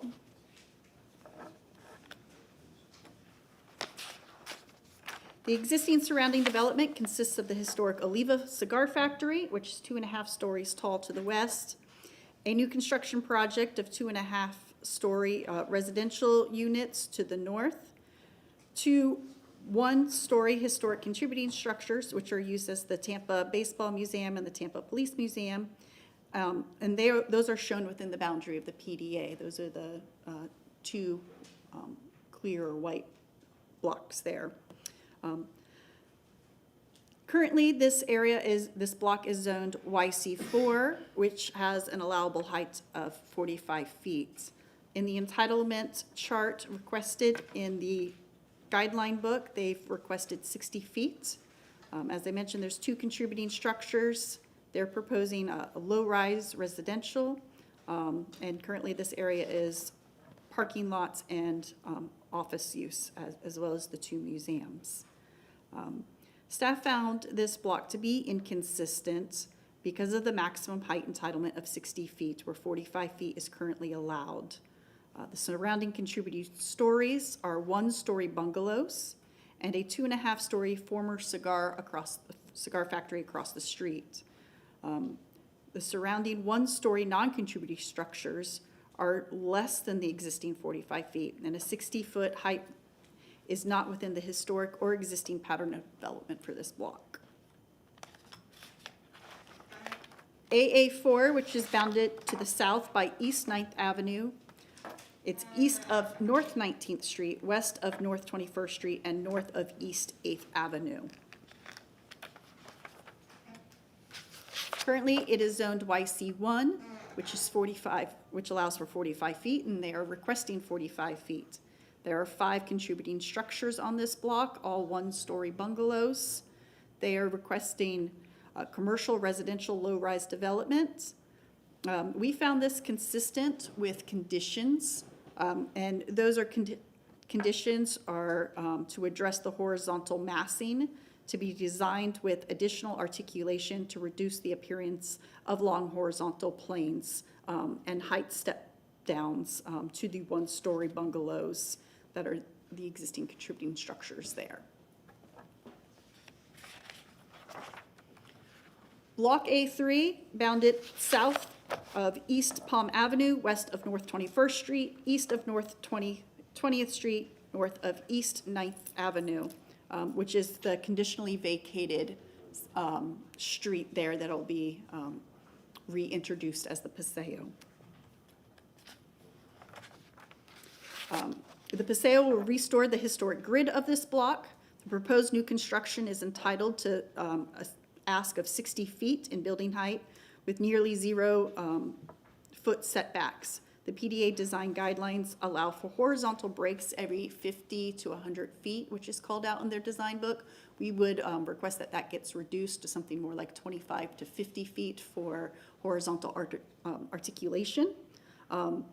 Otherwise, we found this to be, this block could accommodate the requested height increase if those top floors are set back and the materials, articulation, and massing are appropriate and consistent with the Ybor City Design Guidelines.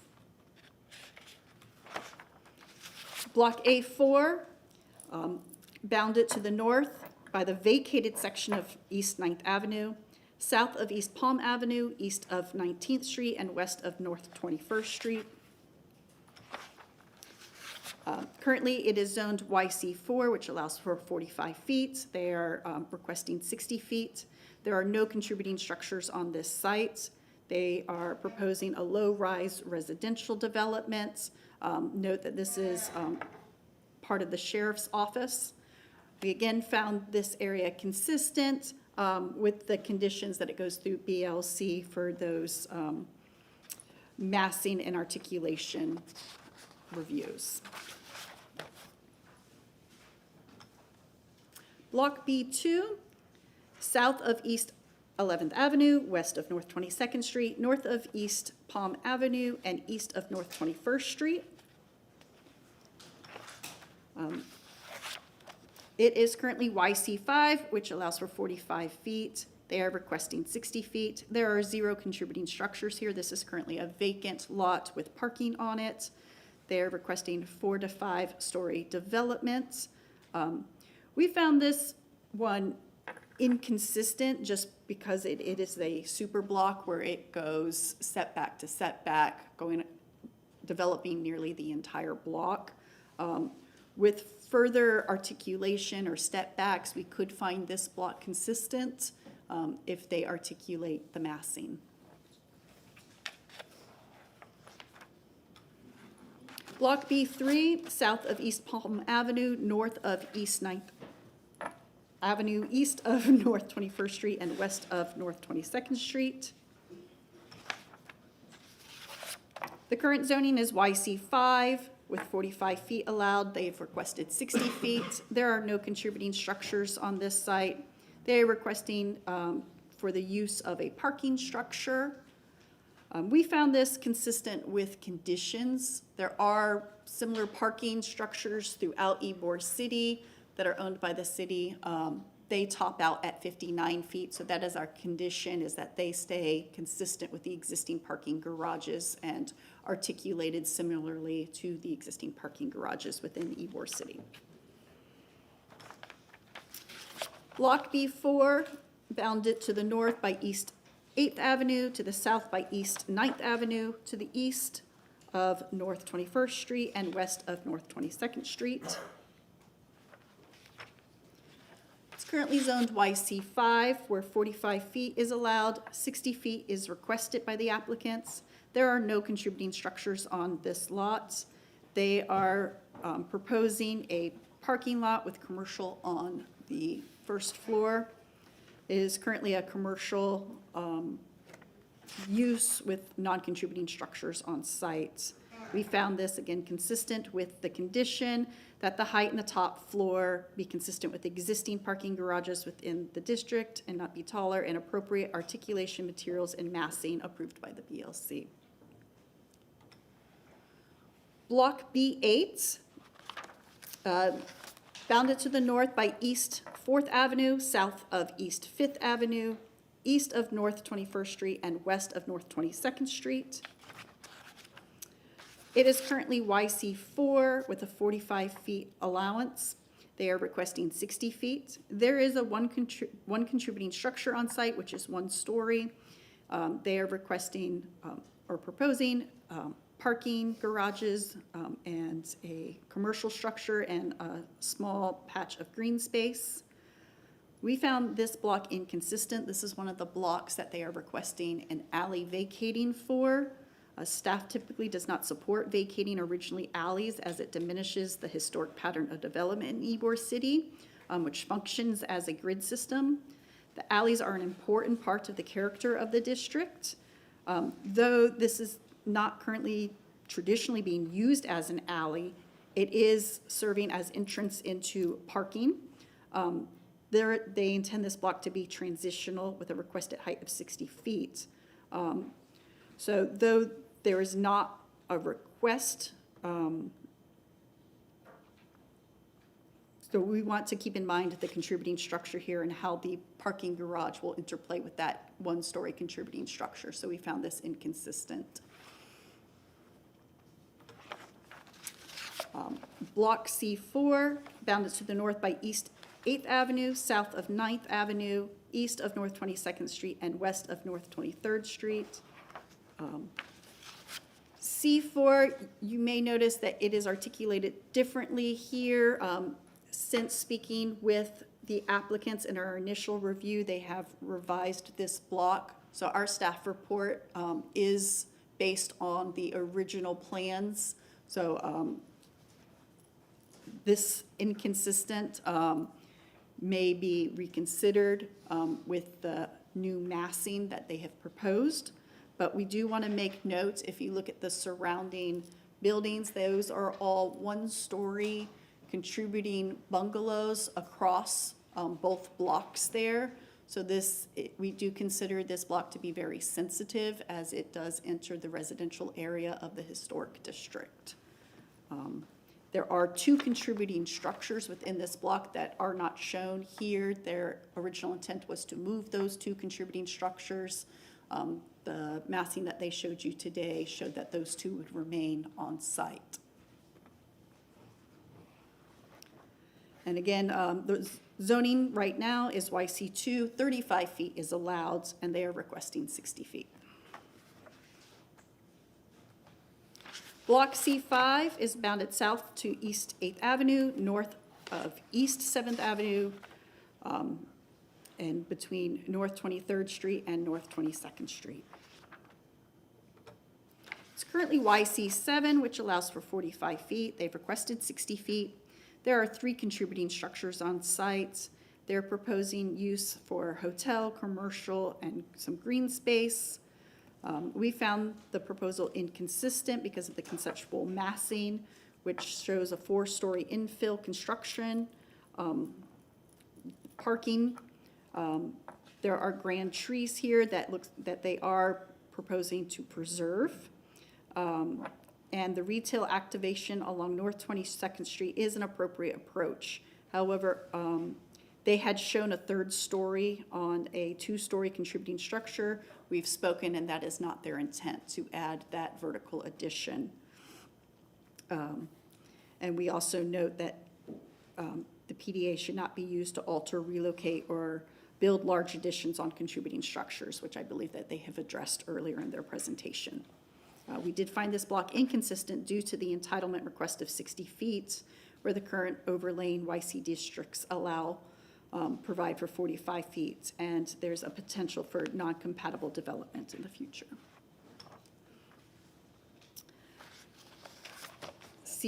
Block C6 is south of East 7th Avenue, north of East 6th Avenue, east of North 23rd Street, and west of North 22nd Street. Current zonings are YC1 and YC7, which both allow for 45 feet.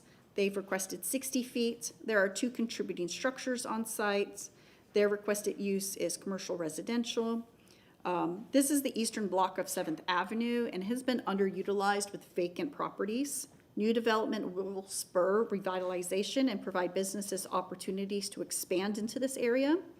The current YC zonings that allow for 45 feet and though their massing models and use models provide positive opportunities with sensitive infill development, the overall 60 feet maximum building entitlement request can allow for insensitive or non-compatible development in massing scale and articulation. Staff supports maintaining the 45 maximum building height along 7th Avenue to ensure development that is in scale with East 7th Avenue's historic commercial core and the 2 contributing structures within this block. Block C7 is south of East 6th Avenue. It's north of Northeast 5th Avenue. It's east of North 23rd Street and west of North 22nd Street. It's currently zoned YC4, which 45 feet is allowed. They've requested 60 feet. There are 5 contributing structures on this site that border the railroad track, which is where East 6th Avenue is shown. They're proposing commercial residential here, which is what the current uses are. We found it inconsistent due to the entitlement request of 60 feet. Due to the potential scale and massing, staff does not support rezoning the properties that are not currently zoned by or owned by the applicants, which is the restaurant there on the corner of 6th Avenue, or where the railroad track is. That is shown within the PDA boundaries, but we did want to make note, I don't think this was mentioned, in the maps that they have shown with the PDA boundaries, there are hashed marked areas.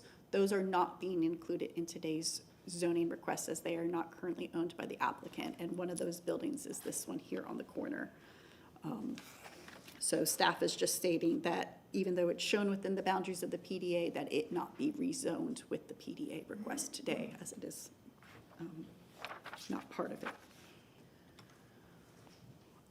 Block D5 is south of East 8th Avenue, north of East 7th Avenue, east of North 24th Street, and west of North 23rd. It is currently zoned YC7 with 45 feet allowed. They've requested 60 feet. There are no contributing structures on site. They are proposing a commercial residential structure here. Staff found it inconsistent due to the street-to-street development, which is inconsistent without the alley introduced to minimize the massing. This is one of the blocks with the alley. Historically, this block was developed with the typical alley grid configuration. As this block will be completely redeveloped, reintroducing the alley is appropriate, and we found that it could be possible to redevelop an entire block by introducing an alley. Block D6 is north of East 6th Avenue, south of East 7th Avenue, east of North 23rd Street, and west of North 24th Street. Historically, this block was developed with the typical alley grid configuration as well. As this block will be completely redeveloped, we find the alley is, reintroducing an alley would be appropriate. The current zoning is YC7, which allows for 45-foot maximum building height. The proposed development, we feel, creates a super block of street-to-street development, which is inconsistent with the scale, massing, and character and development patterns found within Ybor City.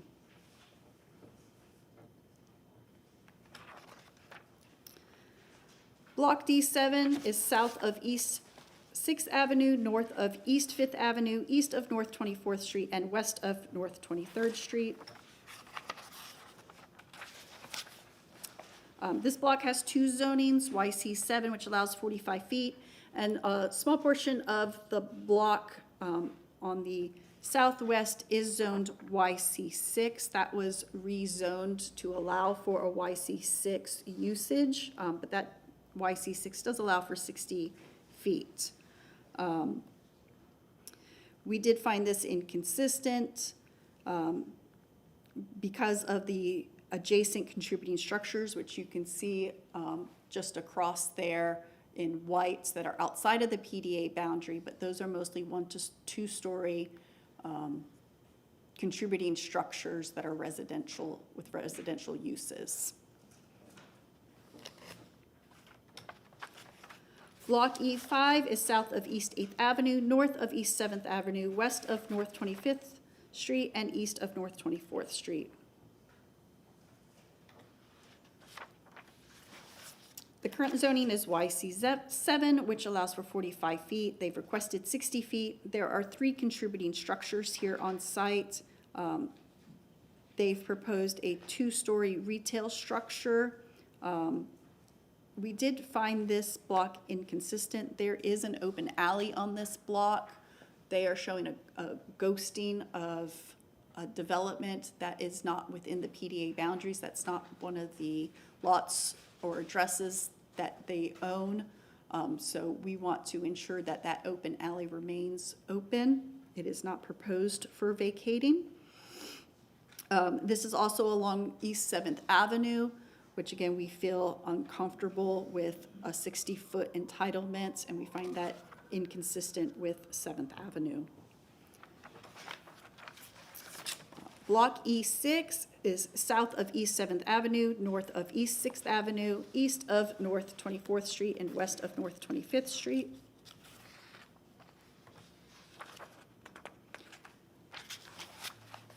The current zoning is YC7, where 45 feet is allowed. They've requested 60 feet. There are no contributing structures on site.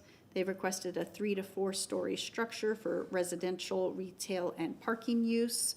There are 2 non-contributing buildings. We did find this consistent with conditions that the BLC reserves the authority for final approval for all massing, materials, articulations, voids, and overall scale.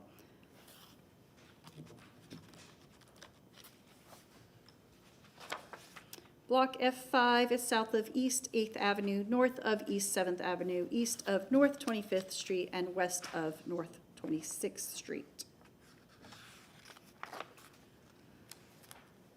The existing zoning is YC7, where 45 feet is allowed. They've requested 45 feet. There are no contributing structures on site. In fact, this is a vacant lot. They've proposed a 2-story commercial structure with green space. We did find this consistent. We did want to make mention that it borders 7th Avenue, so we would request identification continue along the block with the hex pavers, 5 globe lights, centennial lights, and Black Street furniture, which should be maintained. Block F6 is south of East 7th Avenue, north of East 6th, east of North 25th, and west of North 26th Street. This proposal mirrors F5. It's zoned YC7, 45 feet is allowed. They've requested 45 feet. There are no contributing structures. Again, this lot is also vacant, and it is mirroring F5 with a 2-story commercial structure with green space. So we found this consistent with the same condition that it continues the 7th Avenue identification. G4 is south of East 9th Avenue, north of East 8th Avenue, east of North 26th Street, and west of North 27th Street. It is split zoned YC2 and YC8, which both allow for 35 feet. They've requested 35 feet. There are 5 contributing structures. They've proposed a 3-story residential building and a 2-story infill single-family residences on empty lots between the contributing structures. The only reason we did find this inconsistent is the long massing, the horizontal massing of the structure that they've proposed. That is inconsistent with the single-family 1-story contributing structures that are found along these blocks. Finally, G6, this is partially in the district, partially out.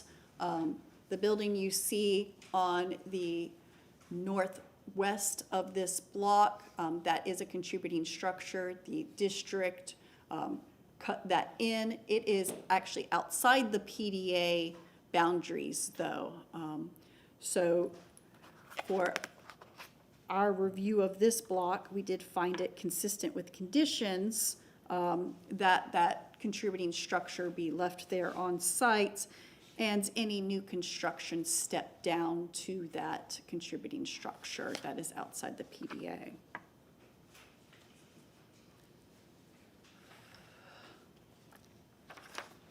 With that, I'll present our staff review, our staff findings. Again, you're authorized to review this application through section 27-95-8. This is for rezonings, and your review is based to the extent necessary to preserve the historic integrity and appearance of the historic district and all applicable standards. And those standards that we use to formulate this staff report are the City of Tampa Code of Ordinances, the Ybor City Design Guidelines, which will be used for all new construction, the Tampa Comprehensive Plan, the Secretary of Interior Standards for Historic Preservation, and the National Park Service bulletins. The staff report outlined several areas of concern and why we've had the overall finding of inconsistent. We did review block by block, and there are blocks that we find could be consistent with BLC's future approvals. However, we had to look at the overall project and give a recommendation of inconsistent based on those block by blocks. I mentioned that our staff report is based on the original plans that they submitted. They had 2 other iterations. They've met with us continuously throughout this project, and we thank them for that. Some of these areas of concern have been addressed, and they've addressed some of those today. So I'd like to just briefly go through these. The included properties, I mean, note that the PDA boundary includes properties that are actually not included in the PDA. And in their rezoning packet, they have a list of each of those parcel addresses. So we had asked for a clear map, and they do provide a map that shows each of those properties that are not being rezoned today hashed out. All contributing structures, of course, that is one of our biggest concerns are the treatment of the contributing structures. We don't support moving them or demolishing any contributing structures. Some alterations will come before this board. We do not support vertical additions, but they may make some additions to the rear as appropriate to the BLC. Development yields, this was one of our biggest concerns. There's footnotes throughout that state entitlements are permitted to be traded within the PDA boundary. We had some massing models and the guidebook that we've reviewed. That footnote made us a bit uncomfortable because we don't fully know what's going to come to these lots, and that's part of it being a PDA. Our largest concern, however, is any entitlements that are traded from the portion outside of the district into the district. Some of these entitlement trades could be for use. There are obviously some lots that are more in the residential areas.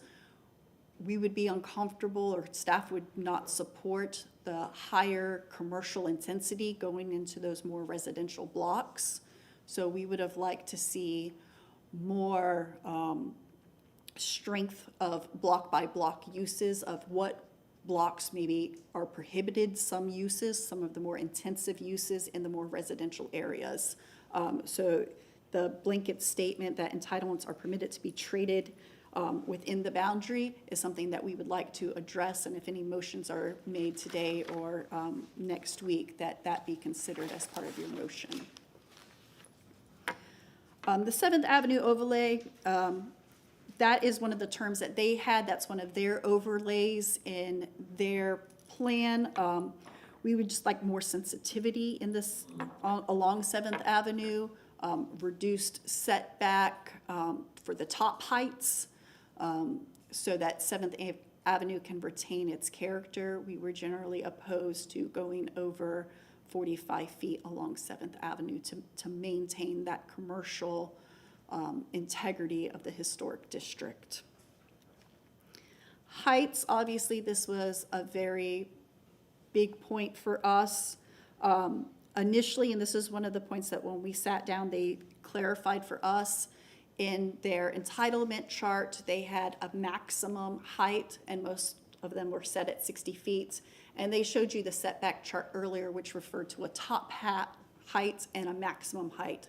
Staff wanted clarification that a top height was not on top of the maximum height as they presented in some of their illustrations. And they clarified with staff that it is a 60-foot envelope. The top height is within that 60-foot envelope. It is not on top of 60 feet. So that was one of the clarifications that they had made to us. We had also asked about additional heights on contributing structures, and they made the intent that they will not alter vertically any contributing structures. Again, that may be something that you want to consider if making a motion today that no vertical additions to the contributing structures. Use of entitlements on contributing structures, again, that's looped into the height, the no vertical additions to contributing structures.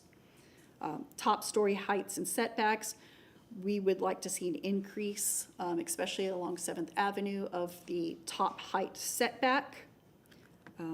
Street wall lengths, that's something I touched on. Their guidelines advise that architectural breaks, recesses, or projections are at intervals between 50 to 100 feet. We would like that to be reduced to something more like 25 to 50 feet to stay in line with the historic character and to reduce horizontal massing. Setback chart. Setbacks aren't clearly identified throughout their guidebook. We had requested something more like a traditional zoning chart that states what each of the height, side, front, rear setbacks are. Their Street B and Street C streets, it was not clear what those setbacks were. That is how they identify the setbacks, is by their street type, and we would like to see a zoning chart or a setback chart included in their guideline book. Paint colors, that's just a footnote we would like to be put in there, that all paint colors will be submitted with new construction to be approved by the BLC. It must be part of the approved Ybor City color palette. Grand tree removals. Grand tree removals are not consistent with the Ybor City design guidelines, and the PDA design guidebook states that flexibility concerning tree preservation and the proposed development shall allow for certain grand tree removals. They are asking for certain waivers for the grand trees to be removed. We don't generally support grand tree removal, so that is something that needs to be reviewed. That is a waiver that they are requesting. We would like more identification of those grand tree removals. Fencing materials, they do refer to our design guidelines. Those, as you know, were written in the 1980s, and they don't include things, more modern day materials that are not allowed in the historic districts, such as vinyl or plastic composite fences, so we would like those materials added if any fences are being proposed. Certificate of appropriateness reviews, they state that all structures located in Ybor City shall be reviewed by the Barrio Latino Commission. We want that expanded to say any exterior changes, so going beyond structures to all exterior changes. And then again, we touched on the footnotes and entitlements.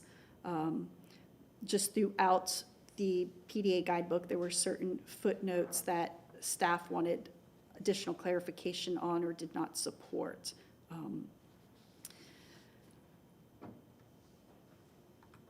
And so with that, we also want to consider that a large portion of this is within the National Historic Landmark District. That is the top honorary historic district that you can have in the nation. To retain your status, you have to retain the integrity of the district. So we just want that to be considered, that this is a National Historic Landmark District. And this is the portion that is within the National Landmark District for your consideration.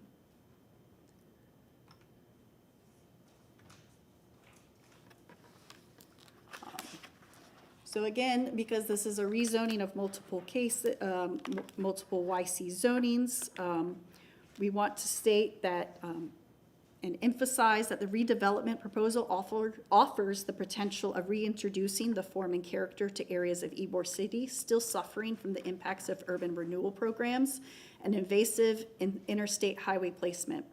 We do support and praise the applicant's focus on revitalizing Ybor City. We do not generally oppose this new development.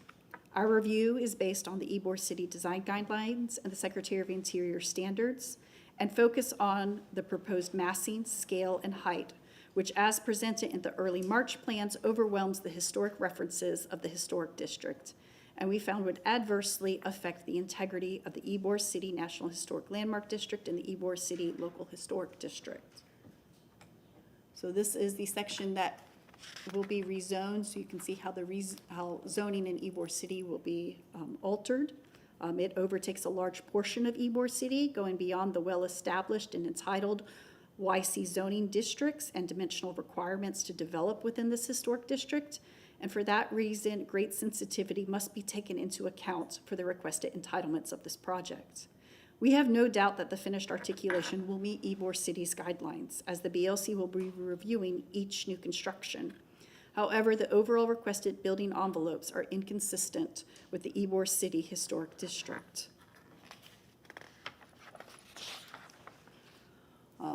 So although portions of the proposed rezoning requests do satisfy our requirements, the PDA as presented must be evaluated in whole and in accordance with the site plan and PDA design guidelines as submitted.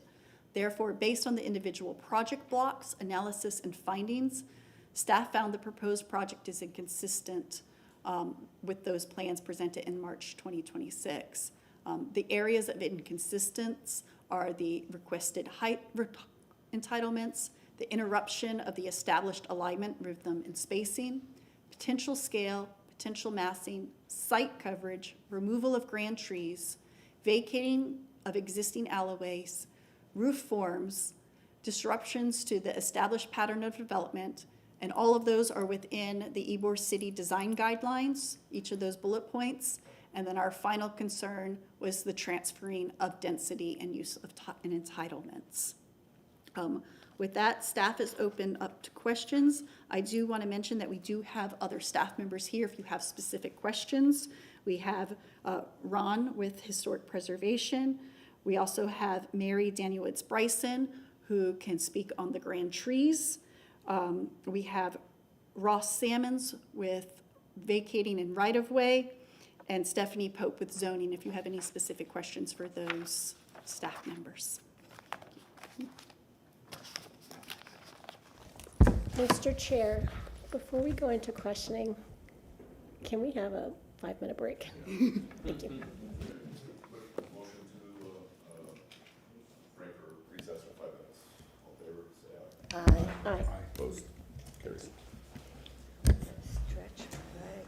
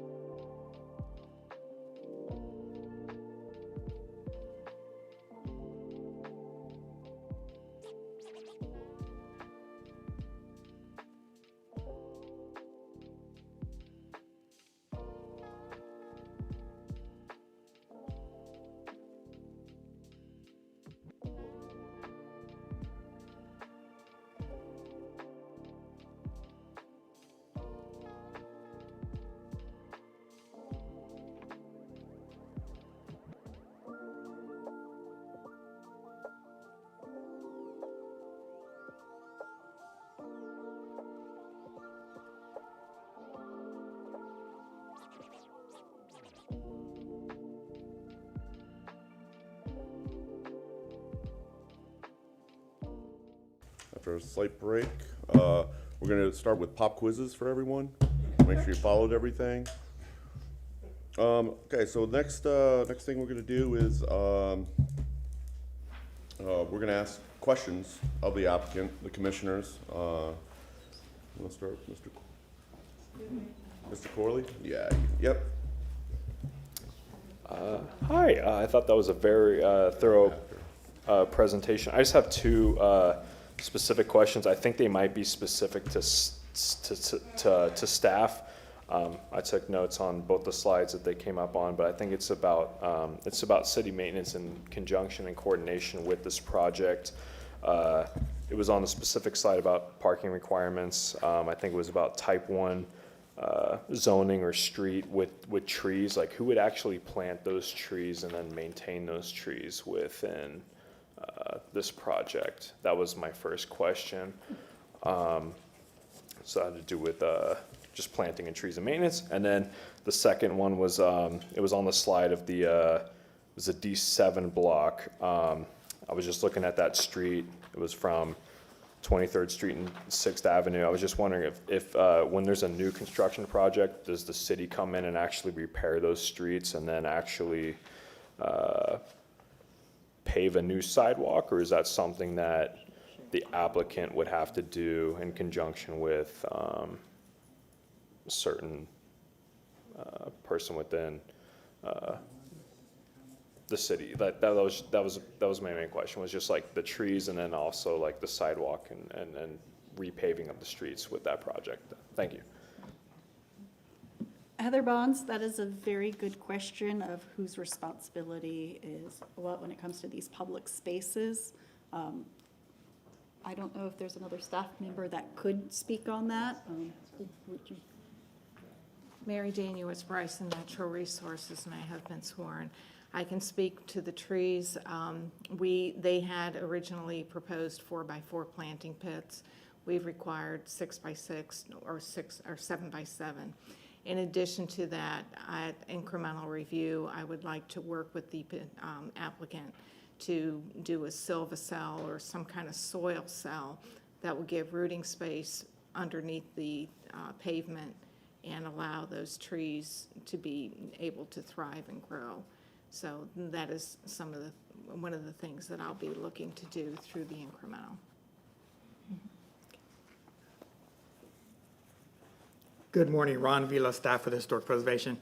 Today, we're looking at the massing model that providing the scale, the rhythm, the site coverage, and then there was a vacating of 2 alleys as well. So I think you're getting a little ahead of yourself, but I do have somebody that could comment on that. But just to make everybody feel at ease, we need to focus on the request at hand. Stephanie, you want to discuss it? Stephanie Pope, Development Coordination. As Ron said, this is more about the design guidelines. The maintenance would come at a later time, but I'm happy to answer any other question you may have. Great, thank you. Appreciate it. Thank you.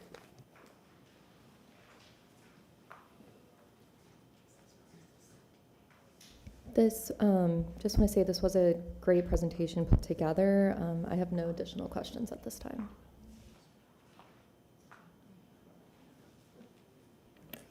Well, I thought I had a question, but I didn't make a note of it, so I'm going to pass and then come back to me.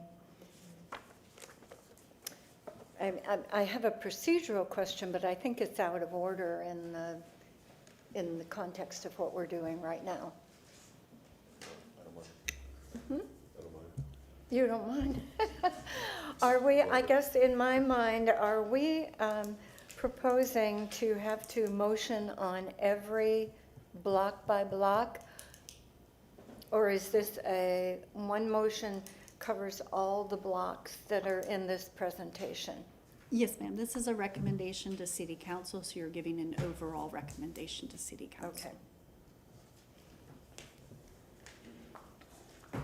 I've got one question. Does this development in any way, as presented, threaten the designation, the national designation? That would be reviewed by the National Park Service and the state. I did provide the criteria. It's based on the original nominating criteria. So if the state or National Park Service ever felt that that integrity, and there's 7 points of integrity that they review by, if any of those 7 areas they felt were threatened, there could possibly be a possibility of that based on the integrity of the district. Thank you. Hello. I have a lot of questions, and I apologize, but this is a very, very complicated project, as I know you're all aware. I am still unsure of what exactly is owned by the development at hand, and I'd like to go block by block and understand where those boundaries are, block by block. I found, I went through various diagrams and tried to take notes and look at boundaries, but I'm still unsure. So I apologize, but I'd like to go A's through B's through C's through D's all the way to the G and understand what is actually owned by the entities in place and what is not. And I actually cannot see that little map, so can we look at something from your presentation perhaps on the screen? Sure, if we're able to put the That, presentation I will back. not be able to see that. Well, the problem is not enough contrast on that aerial. Okay. So I think it's better. Put our to presentation use back up. Or the contributing structures. I think that if you went to slide number 4, which had the contributing structures and had a little bit more, although I I'll have give to it better. say, Let's go to a it does have all the new and presumed future, and there were some comments during the presentation that there are actually some white massing that may or may not be on what is owned property. Sure, so I will go ahead and provide as much clarification as we can. So we are only requesting to rezone, commissioners, what you see within these boundaries that is not that white hatched area. So if it's in that white hatched area, it's not owned by us. Any pictures, anything else inside of that is conceptual, it's artist illustration, it's rendering. Let's maybe on the overhead and zoom in. 'Cause the Sure, hatching yeah, why don't we shows- do that? That's a great one. How do we switch to the? Okay. That's gonna be the easiest way. Okay, so maybe let's start with this group here. So are there any questions on this first section here? I thought the other drawing was more clear. Yeah. Okay, we can go back. Yeah. How do we go back? So go back to that, and let me just follow up a couple questions. Please switch back to the.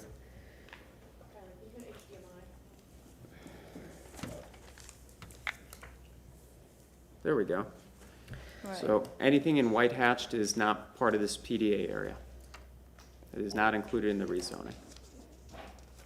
And how is that discriminated in the way that the properties are being presented? How are you excluding those? So the only things that will be included in this rezoning are listed by folio number in our application. So on our actual. Where is that? Because that was one of my follow-up questions. I looked for a list, and I apologize, this is a big packet, maybe it's in there and I just missed it. But where is that? You guys want to put it on the screen? Oh, yeah. Put it on the screen. It's in our overall submission to the city of Tampa. But we have a list of folio numbers that are specifically included in this PDA rezoning. Is that in our current packet that we have on the dais? I don't think so. Can we get a copy of It's in that, the please? application,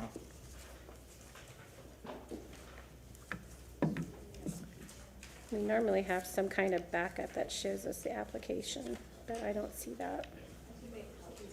That would be great, please. I mean, on page 15 of. Yep, that's what I'm used to getting. Yep, please. Page 15 is You have that 15 of where? which document?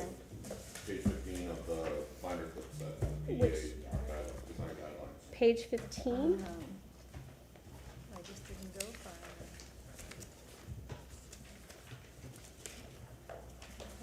What I'm referring to is this one, got folio numbers. Yeah, This but there's is- more, there's more than This is that. page 15 Page 15 of the That one PDA is packet. supposed to have all of them. of the design That- guidelines. that one is Gotcha. supposed to have all of Okay. them. It's supposed to. But there But it's are folio more numbers, so than, no one knows what that means.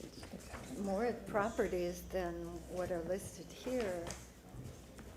I apologize. We didn't walk through the design guidelines, so I didn't flip through it. I apologize. A lot of information. I deal with it every day. Understood. And I can't read it. If you just want to take a moment and respond to a question, you can start walking through a little bit of the blocks. Sure, Be helpful. no problem. So starting with these blocks you see here in orange, right in the top left, the transit-oriented district, all of those are included in the PDA application. Most of that's the sheriff's office. I know there were some questions raised by staff with respect to the historic casitas that exist on the AA3 and the AA4 block. So the land under those casitas is owned by Hillsborough County. It's owned by the sheriff's office, so those are included in the rezoning. There's no request or intention to move or change those historic casitas. We just include those in the rezoning. For the yellow area in the middle, the 7th Avenue Overlay District, again, anything you see in yellow and not that white hatched area is included in the rezoning. So it's all of blocks D5 and D6, most of blocks C5 and C6, and probably a little bit less than half of the E5 and E6 blocks. For the reddish areas, the transitional areas on the top right and the bottom left of the screen, again, anything you see in that reddish color is included in the rezoning. The white hatched is not. So again, it's most of those blocks. And then outside the historic district, it's, again, whatever you see in blue, excluding the white hatched area.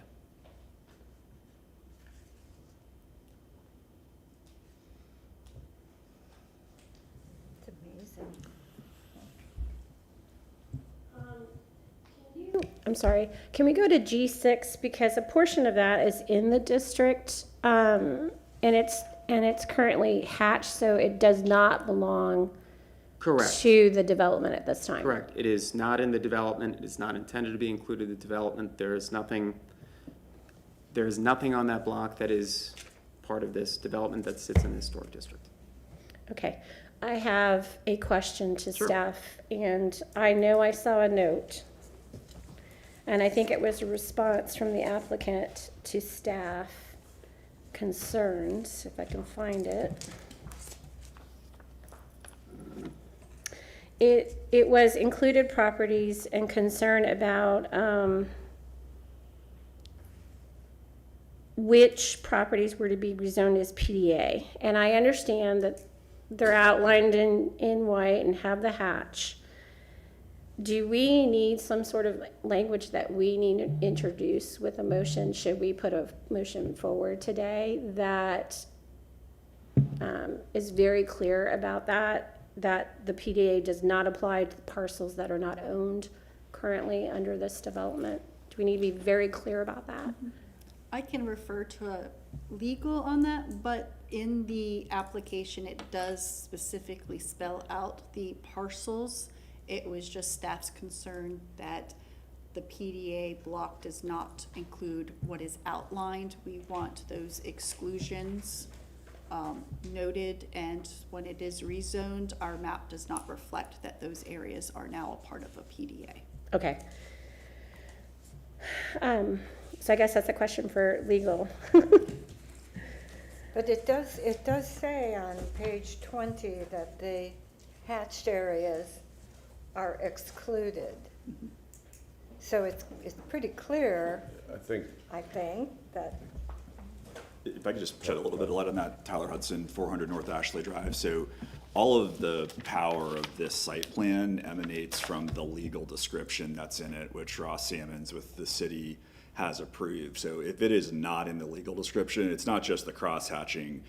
The real binding regulatory effect is what is in the legal description, and more importantly, what's not.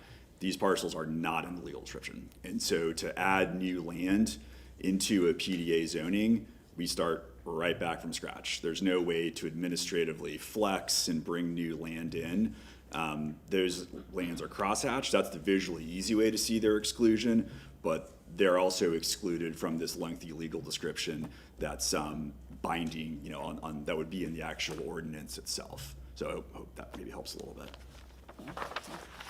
Understood, thank you. I have more questions, but I think I need to sit for a little bit, so if somebody else wants to. I'm just going to run through a couple things. I'm not, no particular order, but this will be for the applicant. Can we identify all structured parking on this plan? I'm looking at one of the axos. I'm kind of working off of something like this and trying to get all the uses and stack everything. Does B2 have structured parking on the north side? So we expect most of these blocks, not all, to have some limited ground floor parking at least. We think that for most residential blocks, there is good reason to have at least a little bit of on-site parking. For example, for ADA users, it's good to not make them walk a block or two. For folks who really want on-site parking, families, small children, it's good to have a little bit of on-site parking. We expect most of these blocks to have a limited on-site parking. We expect the bulk of the parking to be in off-site garages that combine a lot of parking for various blocks. Right. So B2 has some structured parking underneath that. We would expect it to have structured parking on the ground floor, at least to a small degree. One of those gold ones, yellow ones. Okay. But it'd be just like a deck, like a plinth, the ground floor? Ground floor, yeah. Okay. Okay, that makes a little more sense. But some of the larger ones, like block D6, D7, are going to have multiple level. Yeah, D6 especially, and potentially D7, but especially D6, we think that's a really good spot for structured parking that can serve blocks around that, right? That serves at that structured parking garage, and it's deep enough to hide that behind retail, and it's only facing the CSX tracks. D7, D5. Okay. You can barely see, but the color, there is a color differentiation down there. Okay. And so with parking, is that also going to be incorporated like ride share and bicycle storage, all that kind of grouped together with those structures on the residential type of we have a buildings? requirement to provide bicycle parking for most new buildings over a certain threshold, like if it's a more than, I believe, 15 units or 20,000 feet, we have to provide bicycle parking. Okay. And I think I understood that the larger garages, the dedicated uses, B3, B4, B8, are going to match heights of the existing parking garages like Centro and HCC at 60 feet? That's the goal. And there's a requirement to screen them as well. So you're not just getting big blocks of parking. They'll be screened, yeah. Okay. Let's talk about contributing structures on the site. Just to clarify the intent there, right now, we're not touching anything with the contributing structures. There's no, I mean, I know it's a separate process for going through that. The burden will be on the applicant to justify that at a later point, but right now, as part of this PDA, we're not really touching anything with the contributing structures. Vertical is a big no on contributing structures, but there may be some horizontal expansion. Could you talk a little bit more about that and what the plan is there? Sure. So contributing structures will continue to be regulated exactly as they are today. So any changes of any nature to any contributing structure will come before the BLC for a certificate of appropriateness. Today, you're exactly right. There is no request to make any changes to any contributing structures. We intend to maintain most of these as they are today and have no intentions to change them. This is a long project, right? The reason you do a PDA is because you expect it to be developed over many years. Things change, block plans change. If we have a request to move or alter a contributing structure, it's going to come back before the BLC. But the contributing structures are included in the PDA, They not an are- exclusion like the white hatched buildings. They are correct. They are part of this PDA. There's 22 that are on the PDA. As we mentioned, our intention was not to add stories to these buildings, and we're prepared to expressly prohibit that. Okay. And then, can you talk about some of the setbacks from contributing structures?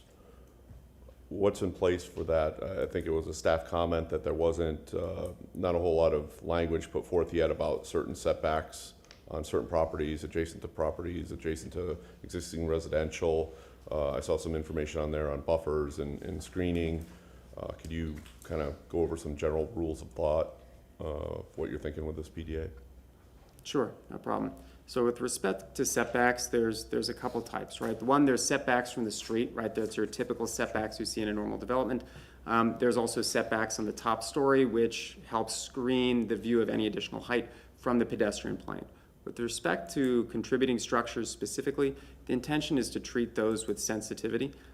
All of that is still regulated by the Ybor City Design Guidelines, and when we bring individual buildings for certificate of appropriateness at incremental plan review, that's one of the things that the BLC is able and will be commenting on. How is this building articulated, designed, setback in relation to the contributing structures? What we're proposing today is changes to the underlying zoning. So this is the equivalent of changing a YC6 to a YC3 or a YC3 to a PDA. That's what it's being proposed. Just as typically those don't come before and ask, hey, how are we treating contributing structures? Those will be dealt with at the C of A. Okay. And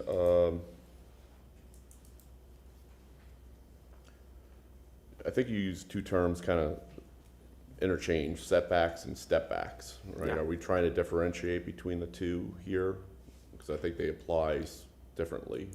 They apply differently, yes. So, you know, the terms are a little bit of semantics, but you're going to have two types of setbacks, right? You're going to have setbacks from the street, right? So that's your typical, how much are you set back from that lot line, right? In Ybor, it's mostly low setbacks, mostly lot line to lot line.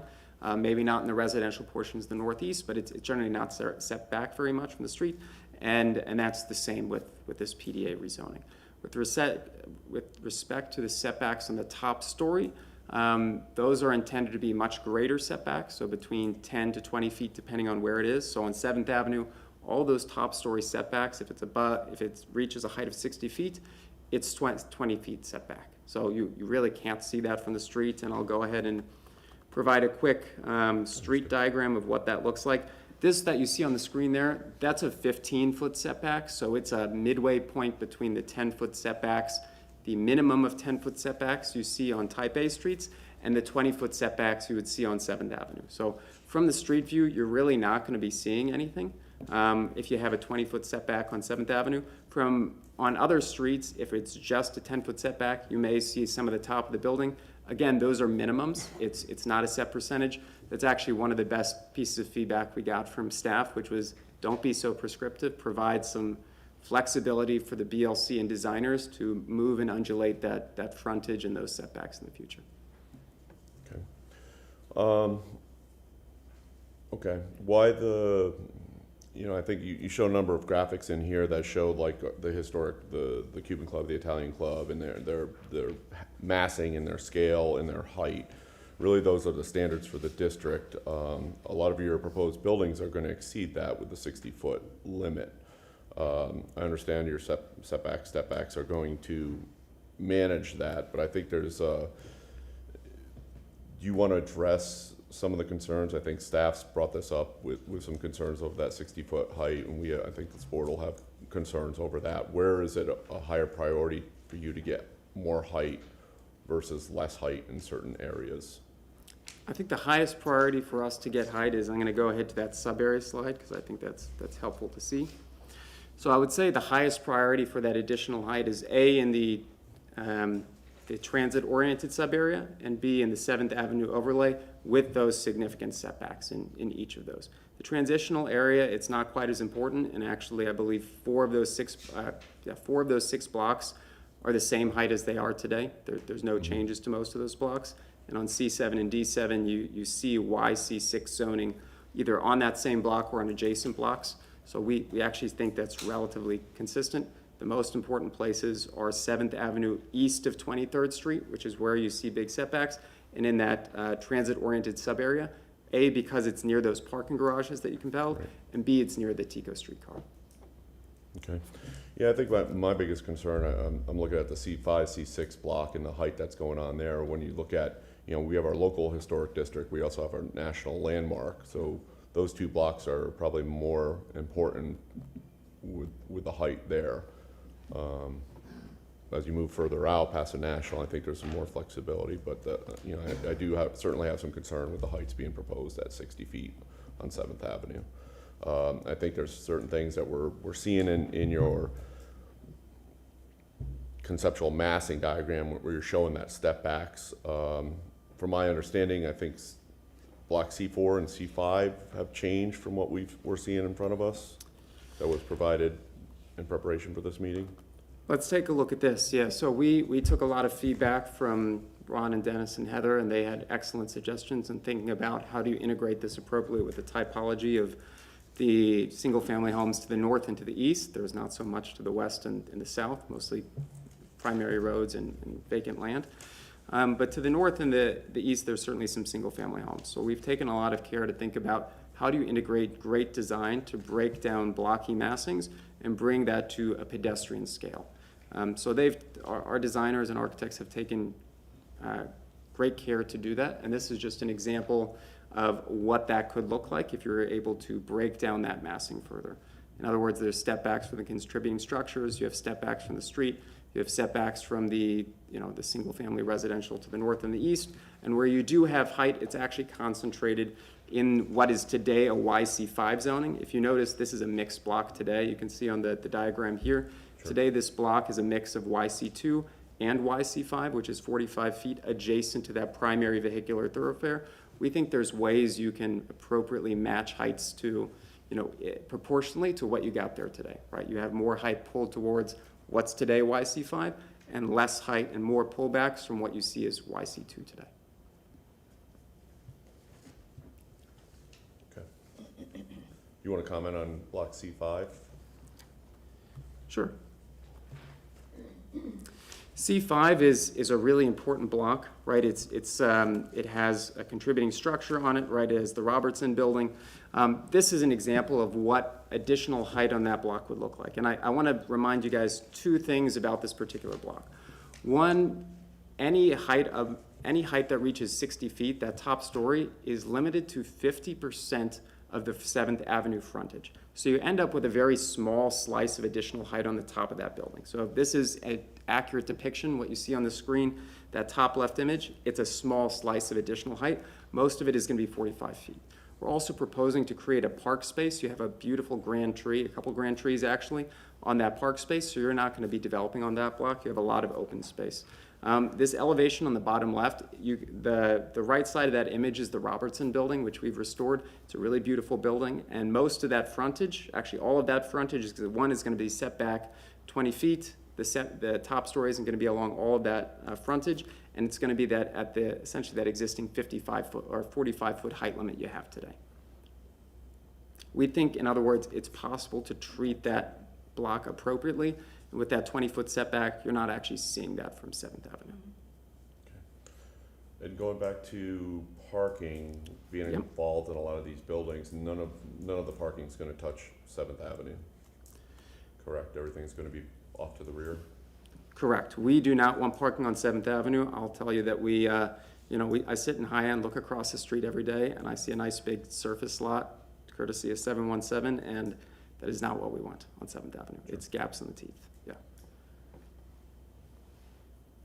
Okay, so that's all going to be ground on 7th Avenue, ground floor retail? Active frontage, correct. That includes parcel D6, because that's hard to see from the massing diagram that you provided. That includes, we only see the south side of the D6 bar. That's correct. That includes parcel D6, Commissioner. We want that to be active frontage, and that's why we've actually proposed structured parking in the back, because you can back it all. You don't have double-sided retail on that block. You can back it all the way up to the CSX tracks and leave a nice deep retail frontage on 7th Avenue. Understood. Thank you.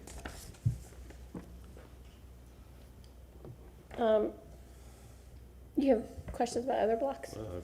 Yeah, go ahead. Go ahead. No, You're you ready. go. I have a big picture question, so keep going. Go for it.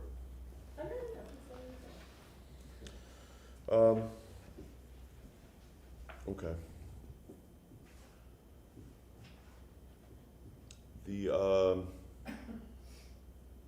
moving entitlements.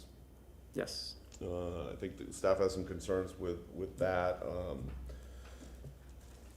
I think this, conceptual massing use diagram kind of trumps that, but what's the point of that language? Sure. So I want to delineate a nuance in what staff was talking about. So one, they were talking about uses, right, which is different than development yields, right? So they're talking about, hey, can you have such and such commercial use adjacent to residential, for example. The other component they were talking about is actually height and massing, right? Can you generate development density outside of the district and then stick it into the district on top of other buildings?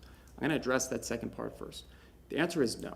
We are and we provided this on a response, but you are limited specifically to those heights and those building envelopes that we provide in this design guideline. So there is so we could transfer in all the density in the world, we're not going to be able to use it.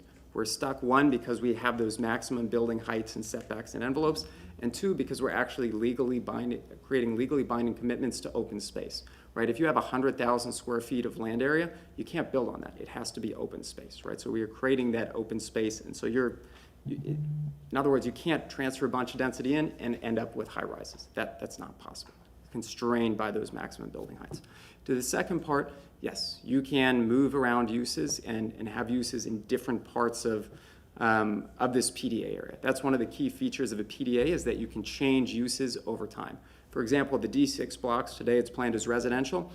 5 years from now, there may be more of a demand for a hotel or more commercial uses or office above retail instead of residential above retail.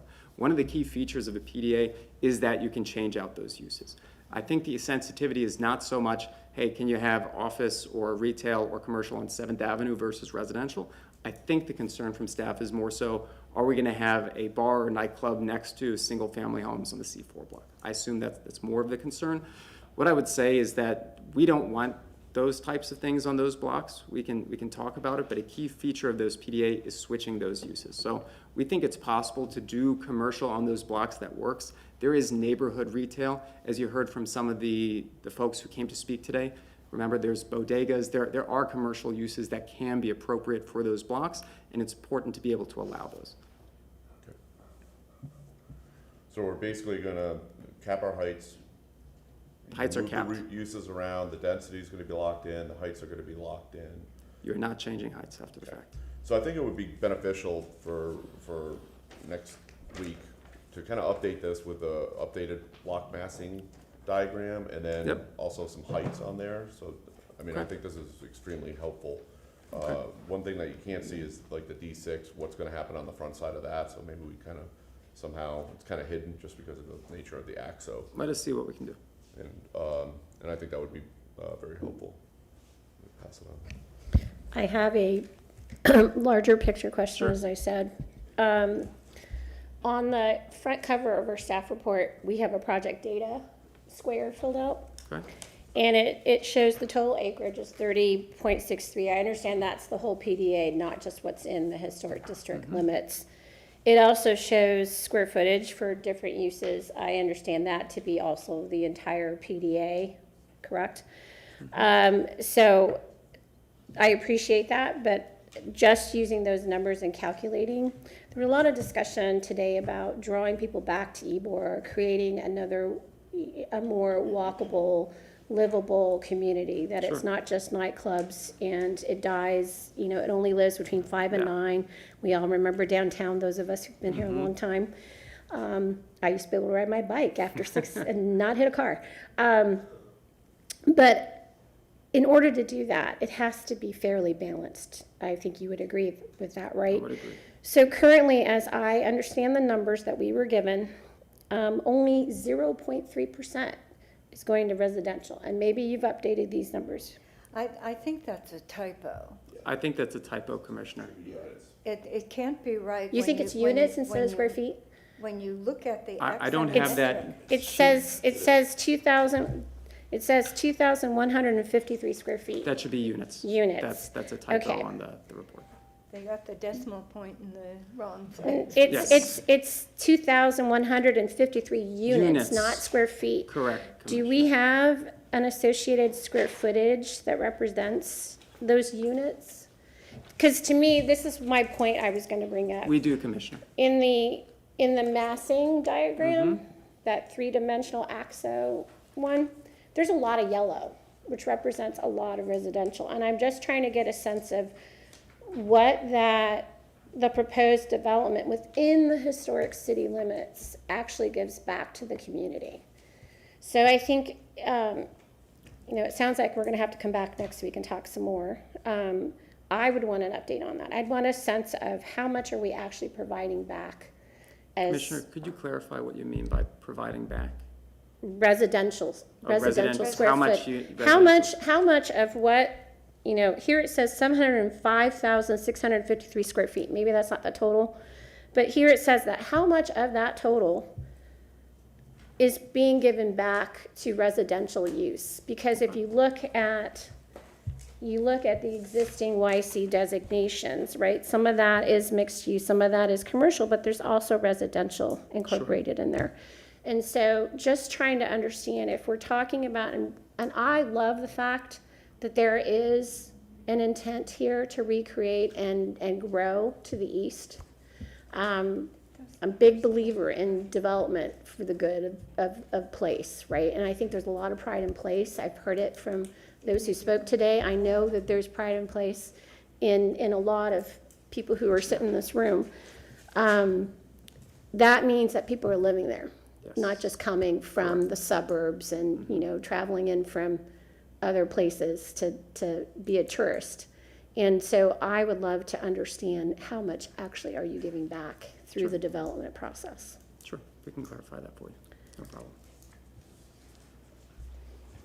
That's my bigger question. Thank you. And any of that residential is going to be designated affordable housing? We have no specific designation, so let me give you a little bit of background. So for Ybor Harbor and Gasworks, both of those projects include a workforce housing component. Both of those projects received bonus density from the city of Tampa, which means we could build more than is otherwise allowed by the FAR. Here, we can't really build more just due to the height limits, and there is no request for any kind of bonus density even outside the historic district. We expect that there will be some buildings and units that will be more affordable, but they're not going to be specifically designated as affordable workforce housing.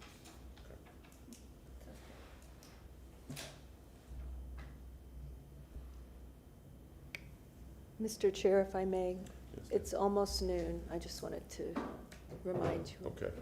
Do we have any more questions for the applicant at this point in time? Are there any other follow-ups that the commissioners would like to see next week that we can spend a little bit of time on our own? Yeah, and I think an updated map of the block changes I went through indicate heights in there. I think any information on setbacks and treating that against adjacent uses and contributing structures would be helpful. And I think we have plenty of information here to digest. I think we're going to have our homework over the week.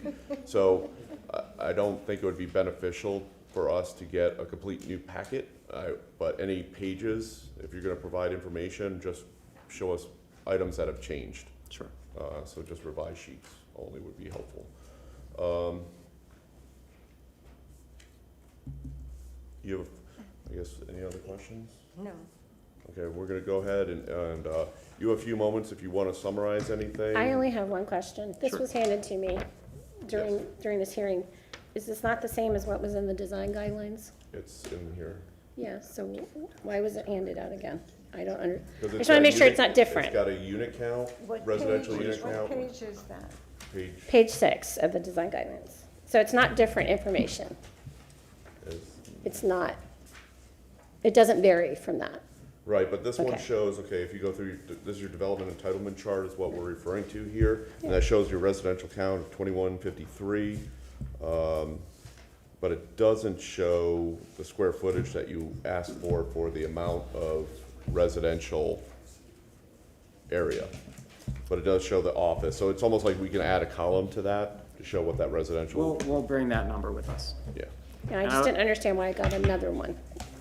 Thank you. Pass it back. I printed it out and it was easy to. And responding to your question, Commissioner, I would say that our summary, rebuttal, whatever you might want to call it, we'll continue it to next week when you have a chance to ask additional questions. Okay. And we'll probably have some additional questions. We'll probably have a modified format. Sure. We're going to go ahead, I think, right now and close the public hearing. Okay. And Thank you. we need a couple motions. I think the general idea is to continue this case and the next case to next week. I want to make, yes. Yes, we're going to continue this item until May 5th at 9 a.m. in Chambers. Okay. We have a We motion. need a motion. Where's my motion sheet? Move to grant. Actually, if I may, there are two items we're continuing. We're doing the vacate and this rezoning. Yeah, we'll take two separate motions, Dana? Yes. Okay. Okay. Move to grant continuous in case BLC 26-000091/REZ 26-00000028. For the property located at, where's the address? Thank you, 2316 7th Avenue, Ybor City. To, what's the date of next Tuesday? May 5th. To May 10th? 5th. May 5th, excuse me, Five. May 5th, 2026. Public hearing at 9 a.m. Okay. Second. Okay. There's been a, you want me to ask the applicant if they're okay with this, just to cross the Ts, dot the Is? Yes. Is the applicant okay with the continuation to next week based Yes. on the discussion that we had? They acknowledge yes. All in favor of said continuation, say aye. Aye. Opposed? Motion carries. Now the other Okay. one. Move to grant a continuance in case BLC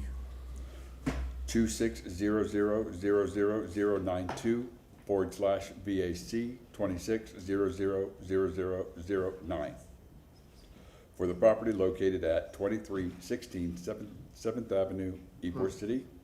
Excuse me. I'm sorry. 2102, These are 2102 East 4th Avenue, 2301 East 7th Avenue, and 1703 North 23rd Street, Ybor City.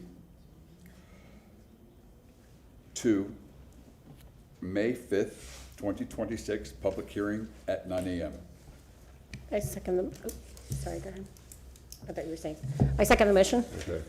For the applicant, they are okay with the continuation of the proposed alley vacating to next week, May 5th. The applicant acknowledges yes. All in favor of said motion, say aye. Aye. Opposed? Motion carries. Okay. We need a motion to receive and file, including staff approvals for the last several months and all the testimony given today at the public hearing. Motion to receive and file staff reports and documents provided at this hearing. Okay. All in favor of said motion, say aye. Aye. Opposed? Motion carries. Okay. Mr. Fernandez. Good morning, Commissioners. If you'd like, I can go through the election of officers at this time, or we can postpone it, whatever your pleasure is. I think we're under a time constraint. If we have time next week, can we continue Sure. to then? If we could just motion to continue that item till the May 5th public hearing as well. Move to move the annual voting of officers to the May 5th hearing date at 9 a.m. in the chambers. I second the motion. All in favor of said motion, say aye. Aye. Opposed? Motion carries. Just one disclosure. I want to put on the record, just for clarity to anyone that might be watching, that we are going to be having the hearing May 5th, 2026 to deal with the items we're just continued. We will also be having our normally scheduled May hearing, May 26th, 2026 at 9 a.m. as well.